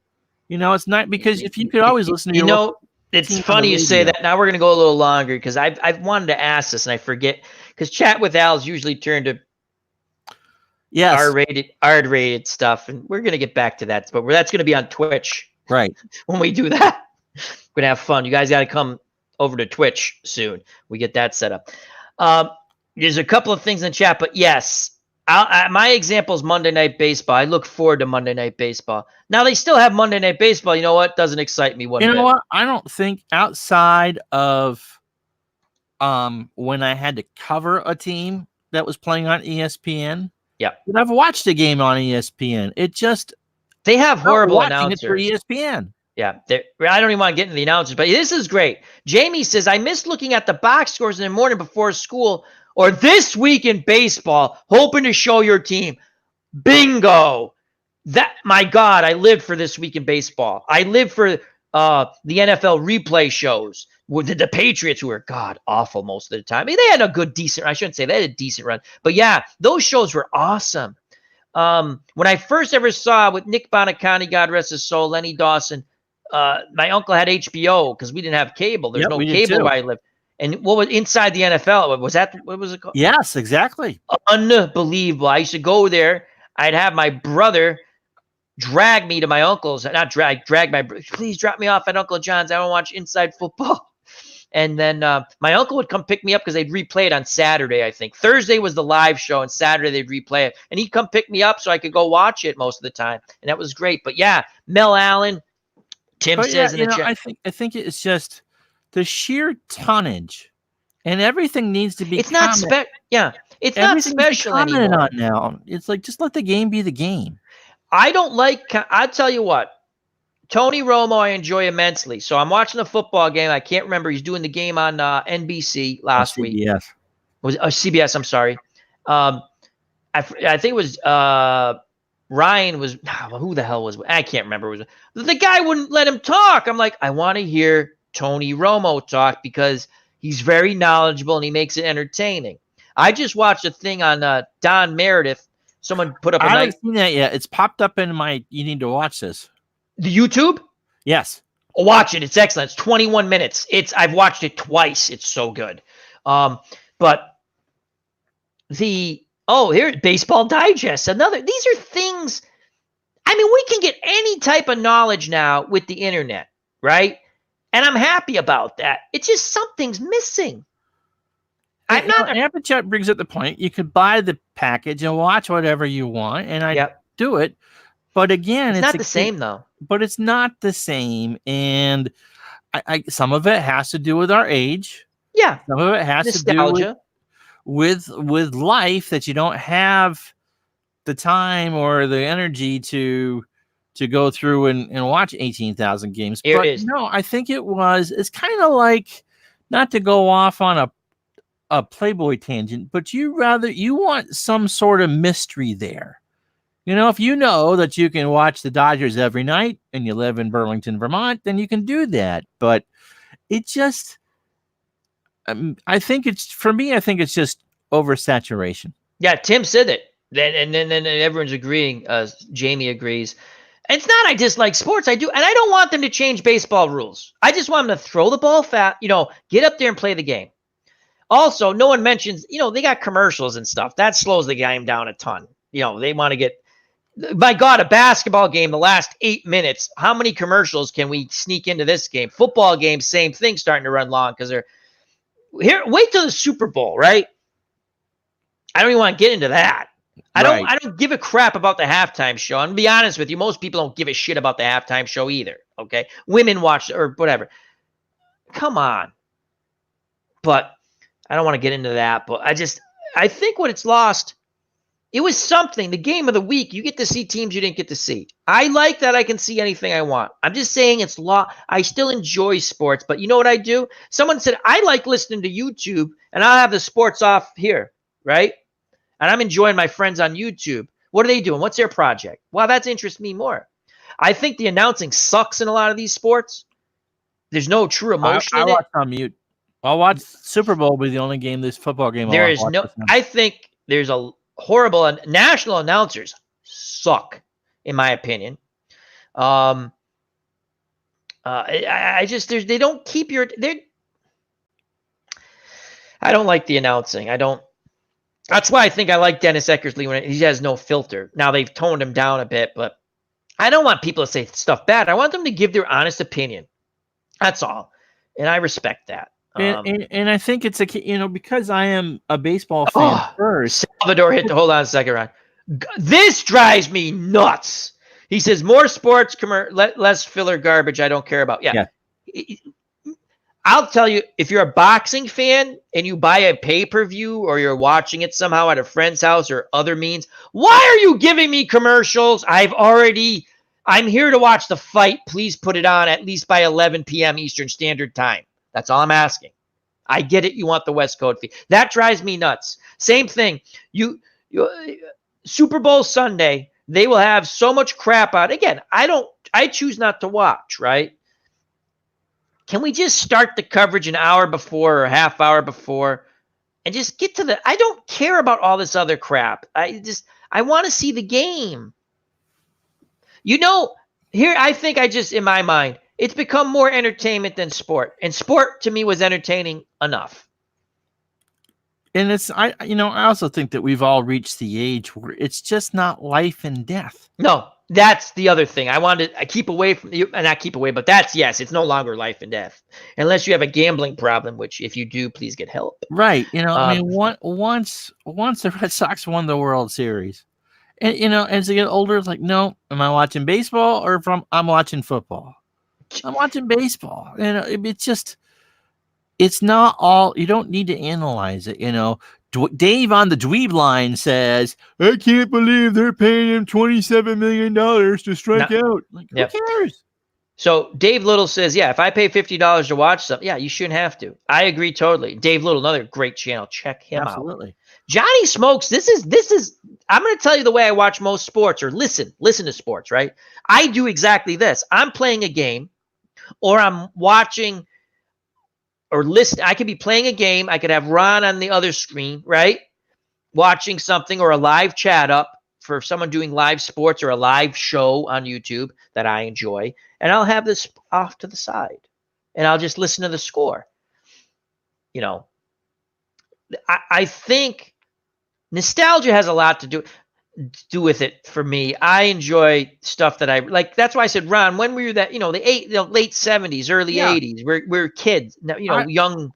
I also think because our generation, not our parents' generation, but our generation was the first to have primetime sports, Monday Night Football. There was no baseball. That we've seen it all. Yeah. What are we going to be surprised at? Even Monday Night Football, which I used to get a charge out of as a kid, even a young adult, it's okay. I haven't watched a Sunday night game in years. Sunday night games are pretty good. I do enjoy those. Again, but I'm doing it. I'm playing a game. There are times where, hell, I've been chatting with you on the just private, when we go on the thing, just talking back and forth in Discord. I got the game on here sometimes. But I'd like to see them get rid of Thursday Night Football. That novelty is absolutely horrible. The games usually stink. I think there are too many teams in every sport. Yes. I'm happy everyone's employed. I just think it's all watered down, some of it. Players moving all over the place. Again, I'm not knocking them to make money, but there's something to be said when you knew what the team was. I think with me, it's gone too much to the players with making. Again, it's not my money. I don't give a poop. But these players just sometimes seem like they don't. Yeah, whatever. And then I got to cover Max Scherzer for a year and a half, who lived and died on every pitch. Yeah, you have guys like that. $30 million a year, yeah. But he's not playing like he's making $30 million a year. I think we've just seen it all. Our teams have all won. And we can go back and replay what we want. That's what makes our community in the playing sim games, and you can come to this channel or any other channel in our community if we have when Ron or Dave or anyone does a talk type of thing, or even in the chat, and you can relive stuff and talk about. You notice what I do old stuff. I do stuff I never even saw. It's just interesting to me to say the names and call a game and just enjoy it and share it and hope someone enjoys it. Dick Enberg, Merlin Olsen, awesome sauce. Tim, the players in almost all sports turn me off now. It's all about me now. I think, Tim, you're right, because I don't even care about the money anymore. I just play for the, it just seems like they don't, in the old days, the Yankees and Red Sox hated. I'm not saying to hurt one another. I'm saying it was fun that, I don't like those guys. In fact, when Jerry Remy first got to the Red Sox, because he tells this story, him and Mickey Rivers were teammates on the Angels. He goes over to say hello to him because he's playing for the Yankees, and Carlton Fisk goes over to him and goes, "Yeah, we don't do that here." And he goes, "I got the message right away." He goes, "You don't go over and say hello to those guys. We're battling them for the division title. We hate those guys." I don't know. There's something about like the Olympics. There's no more communism. It's okay, but it was more fun. Oh. I don't want the world to go back to that, but at least the Olympics were more fun. You rooted against the Olympic. My interest in Olympics died when they openly allowed the pros to play. Now, the skiers and some of the smaller sports pay them absolutely, but why the hell are we sending Larry Bird, Kobe Bryant, Magic Johnson, name it? Hi, honey. Hi. Teresa's here. Hey, I'm gonna. Hello. Hello. They can see you. So I know they can. Teresa says hello. That's the love of my life, right here. I gotta go that way. Where? This way. So no, they can see you. Yeah. I know. Are you making coffee? No. Would you like some coffee? No. What's that noise? Oh, that's a computer. Never mind. I thought you were making coffee. Well, we've been on a long time. Wow, it sounds like a coffee maker. You've got. Well, no, that's the old one. The new one, stealth. Can't hear a freaking thing. It's beautiful. So. Like my nurse Teresa. Hello. Watch this. We'll make everyone leave the chat. No, you want to know how 12-year-olds tongue kiss? No, I don't. What's wrong with you people? Someone say yes. No. So, Johnny, baseball isn't imploding because it's a $10 billion a year sport. Great movie. We're to the popcorn scene. I'll be there in a little bit. Real Genius. Awesome movie. Let's go. Johnny Smoke. Which one? This one. I don't see how baseball isn't imploding with the high salaries. Bye, Teresa. I'll be right there, honey. $10 billion a year. That's why. And the NFL is about to get reloaded when the new TV contracts come out. Now, I'm going to be honest with you. Football's not they might be better athletes in this and that. Here's another thing. If you look at stats from the 70s we'll keep it at a quarterback because it's easy to compare the quarterbacks, right? You look at Kenny Stabler or any of those guys, Bradshaw, Staubach, upper tier quarterbacks, whoever. You're going to look at their stats and their QB rating number and go, "Oh God, those guys stink." No, the rules were different. You could hand check the guy. Staubach said it hilariously. He goes, "I'm looking for Pearson," right? Next thing you know, the guy's on the ground because if I didn't throw the ball, you know what I mean? You could hit them. Do you know when the head slap was finally banned in the NFL? I know Deacon Jones used it a lot. Right. And Deacon Jones said, "What?" They asked him. That was a great interview. "Why do you use the head slap?" He goes, "All I need is that second. They close their eyes, I'm by them." He goes, 1977. Yeah, it's a different game. I don't want anyone to get hurt. I'm just saying you can't play they've taken defense out of the football game. You know what? Do I like to see a 45-40 game once in a while? Yeah, there's too many high score. College football is just mind-numbing to me. Don't even get. Does anybody play defense anymore in college football? Anybody? I get it. They line up 3 receivers. They put a back on. You should be able to kind of figure that out. We can close with this. Bovada had the over-under for LSU Clemson. Your game was close. It was at 67.5. Yeah. Your game, tell him. 67. That was great. So Uncle Ron's simulation where he played offense, which is perfectly fine to play offense for both teams. You play the games the way you want, was pretty damn close. So let's see what else is going on here. And then I'm going to, we've been on almost 3 hours, Ron. Yeah. This was a really fun time to come back. Been too long. Tough time personally with health issues with family members, and I'll leave it at that. I thank Uncle Ron for the kind words and the support. I thank Sports Time Machine, our good friend, Mr. Utah Mike, for the kind words and support, and everybody else whose videos I watched during this to keep me company and just break up the days and the nights when I had to do certain things. And I just want to thank everybody for that. So before I forget, I'd like to thank everyone. Johnny Smokes, we're going to close it out soon. We got to have Todd B on. Yes. Head slap should be brought back for ESPN announcers. I agree. I'll tell you the other thing, and I'm not going to get political, but I don't care who anyone votes for. You might not vote the same way I vote, might not agree with what I agree. Doesn't mean I dislike you. Doesn't. If you're a good person, we just agree to disagree. Keep that crap out of sports. I go to watch sports for entertainment, a little escapism, and enjoy time with my friends. And ESPN shot themselves in both feet, the kneecaps, and the head when they did that crap. That's all I'll say about that. Again, vote for whoever the heck you want to vote for. God bless you all when it comes to that. I might not agree. You might not agree with me, but you should not be mean to people because no matter who's whatever in this country, they're not a dictator. No matter. I know you might hear people say that crap, but they're not because we have an election system. End of that subject. But because he brought up ESPN, I have a relative who works at ESPN. I want them to succeed because I want my relative to maintain his job. There's some good people at ESPN. There's a lot of good people. And a lot of people were not very happy with the way they went. And now they're righting the ship. I actually watch ESPN a little bit again. So anyhow, that's all I'm saying. Higher Ground Gaming, thank you. I tell you, I kept sitting there going, why isn't Eric not putting videos up? It's 3 a.m. I have to wait to do this certain thing for my loved one, right? I know I've already watched, where are my Higher Ground Gaming videos? So thank you.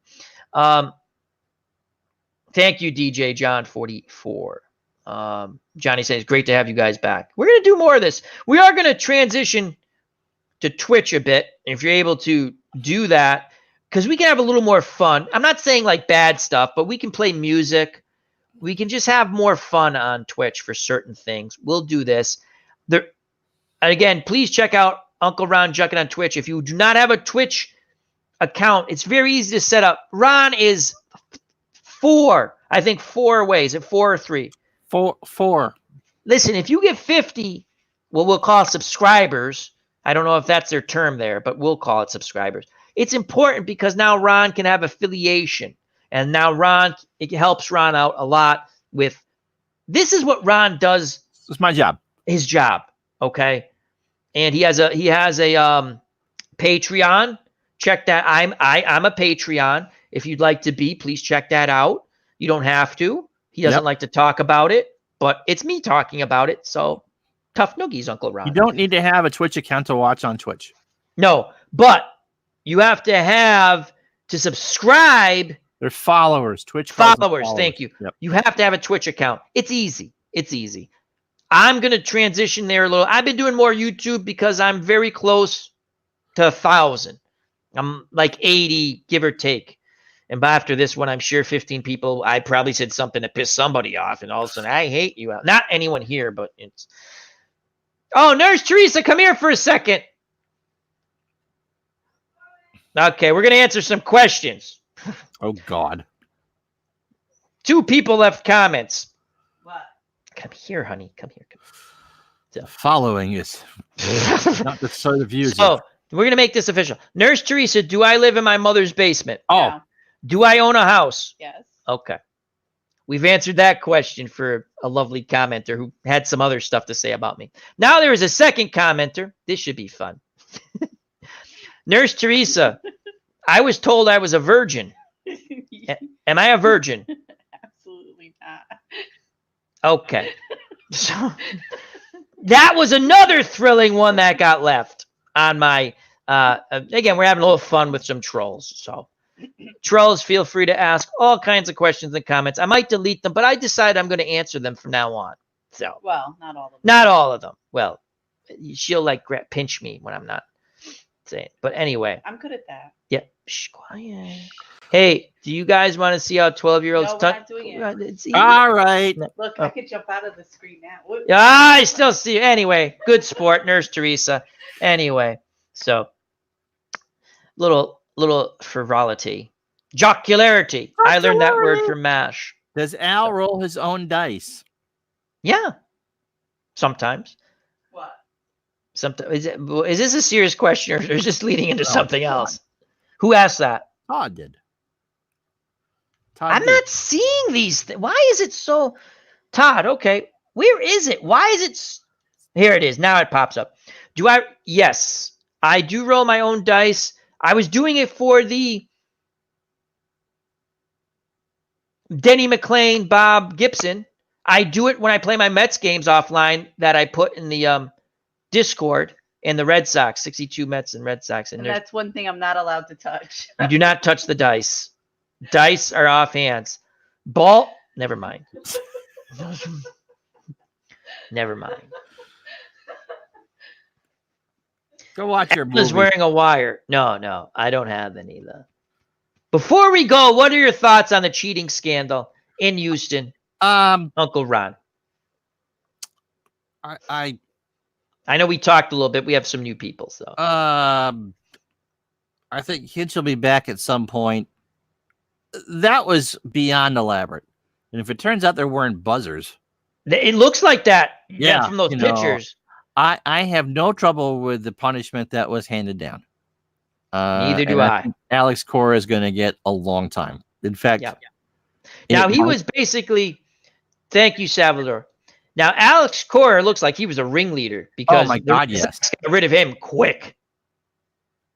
And I agree with Dave. I think the Patriots should lose a draft. Patriots should lose it. I think somehow the commissioner, whatever the hell his name is, who I can't stand in the NFL. No. Yeah, he'll somehow. I think Dave Gardner's right there. That somehow the Patriots will be blamed for this. Yes. Let me tell you something about that.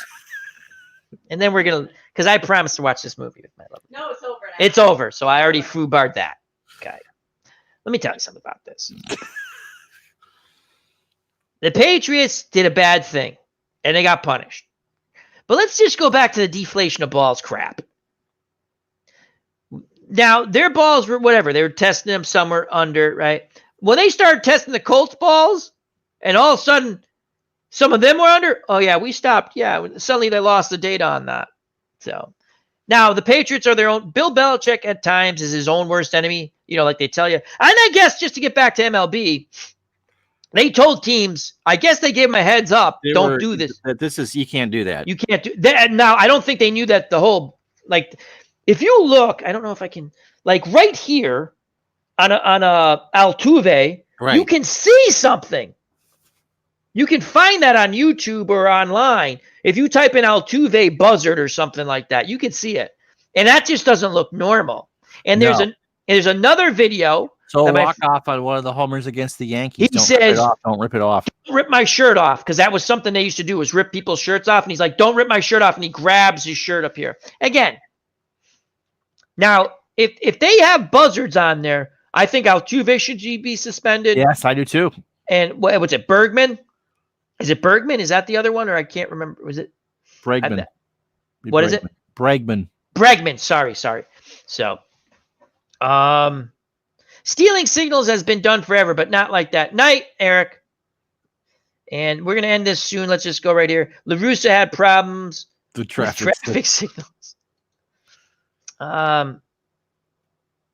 It's one thing to figure them out. It's another to Bregman be thing. creative. But when you are specifically told, They're using video footage live and they're going buzz, buzz. You can't do that, folks. no, that's Ron, in the old days, if I peeked in, what would have happened to me? boom. Yes. Yes, you'd have had that Rawlings tattoo on your cheek. Yep. So I guess my friend Chris from work said it was a player who was an Astros pitcher who went to the Oakland A's. Mike When- Fierce. Yes. And he said, hey, guess what they're doing? And I'm sick of it because now I'm against them. Or they were, and here's the other thing we talked about at work, and you guys have probably thought about this. If there's a conspiracy, the more people that know about it, especially in like baseball, where guys move all over the place, think back how the Patriots got caught. Again, filming. And again, shame on them. They were told not to. Did it really help them? I don't think so. But they were told not to do it. So It's when Mangini went to the Jets. He said, they're filming. Everyone was doing it, but everyone stopped because the league said stop it. The Patriots continue to do it. So now you can leave on this. yes, Football, now you can call your own plays in with the, in the helmet.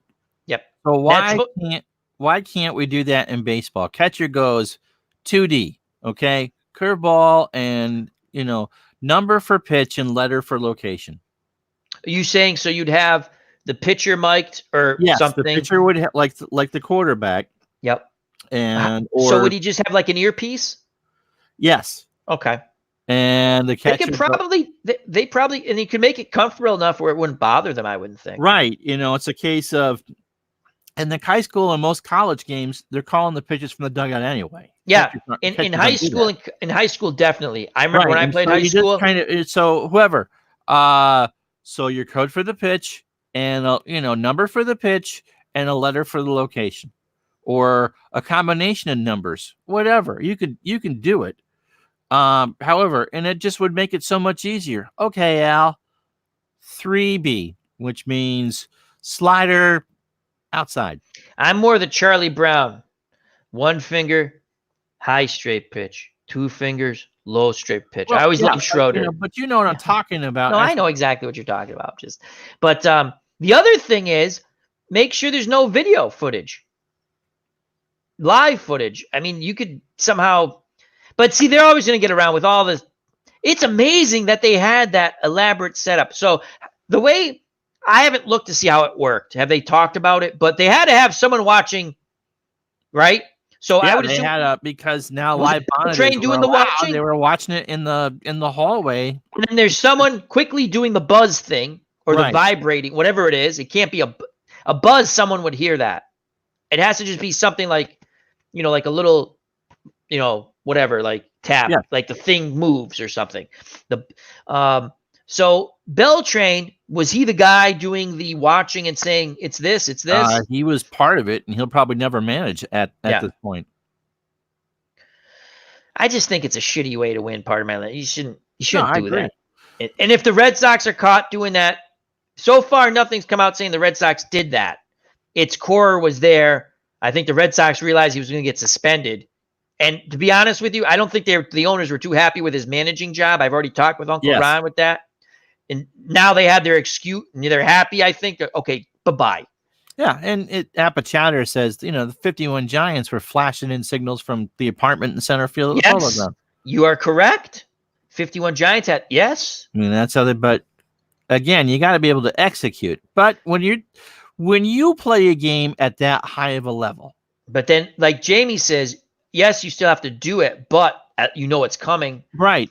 And so you know what a quarter second is. Yep. And so, if you know what's coming, Now, would you think it would be location, right? And then just to say fastball or off-speed pitch. I don't think they could break it down to slot. You think they could even say like it's a slider and stuff like that? Well, if you know what the pitcher throws. That's true. That's true. So anyway, those are some thoughts. We went. Oh, let's go 6 more minutes. 6 more minutes make we it can do the 3-hour even mark. 3 hours. A 3-hour cruise. And then we got lost at sea. So anyway, I'd like to thank everyone who came back. We had Kirk Berglund on, Pine Tar. I'd like to have him back on. Talk more. I've got my Pine Tar. I'm curious to get your impressions on that. Yeah, and I went all in like I do with most games I buy. I go all in because I want the experience, and I'm hoping I like it. I think I will because of what I bought, and I will have questions. So I'm looking forward to that. I might. Here's 2 thoughts, Ron. Mm-hmm. I might play my first game. See, I kind of want to play my first game online, but then I think I'll play a couple of games before. You know what I mean? Get a feel for it because I want to make it at least presentable. So I'm looking forward to that. Thank you, Uncle Ron, for joining us. Please check him out on Twitch. Go to Twitch, make an account, look up Retro Sports Network. It's very easy. Boom, follow. All one word. All one word. Okay. On Twitch. And he has tomorrow real fun NFL stuff. Regular season of my 1986 Pro Football Replay by playing meaningful quarters of teams that are looking for playoff spots. Larry Harris asks, maybe I missed it, but what did you purchase for Pine Tar, if I may ask? Absolutely. I purchased the game. It comes with the legendary set, which you can make any team you want. You have player cards, which fascinates me. I purchased, they had a package where you get 8 World Series teams, 1946, 1924, 1960, 2016. So 24 New York Giants, Washington Senators. The lone championship until this year. You're right. 1960 Pirates, Yankees. 1946 Red Sox, Cardinals. 2016 Cubs, Indians. So those are fun teams. Then I got the 1979 World Series teams because that was a fun World Series. That really was. The Pittsburgh came back from 3-1. So I got those 2. So I have that. And if I like the game, and I think I will enjoy the game, I'm interested in these. I think I'll be getting the set with the teams that Kurt described. 16 teams. I think it's perfect for that game to be greatest teams league. But there's different teams. They're not like all World Series champions. He let people vote on it. The 67 Red Sox got in. I'm ecstatic about that. They're a fun team to play, in my opinion. So Ron and I have talked about a little bit about Pine Tar. He thinks it's good for what I like to do. And again, you play the games you like.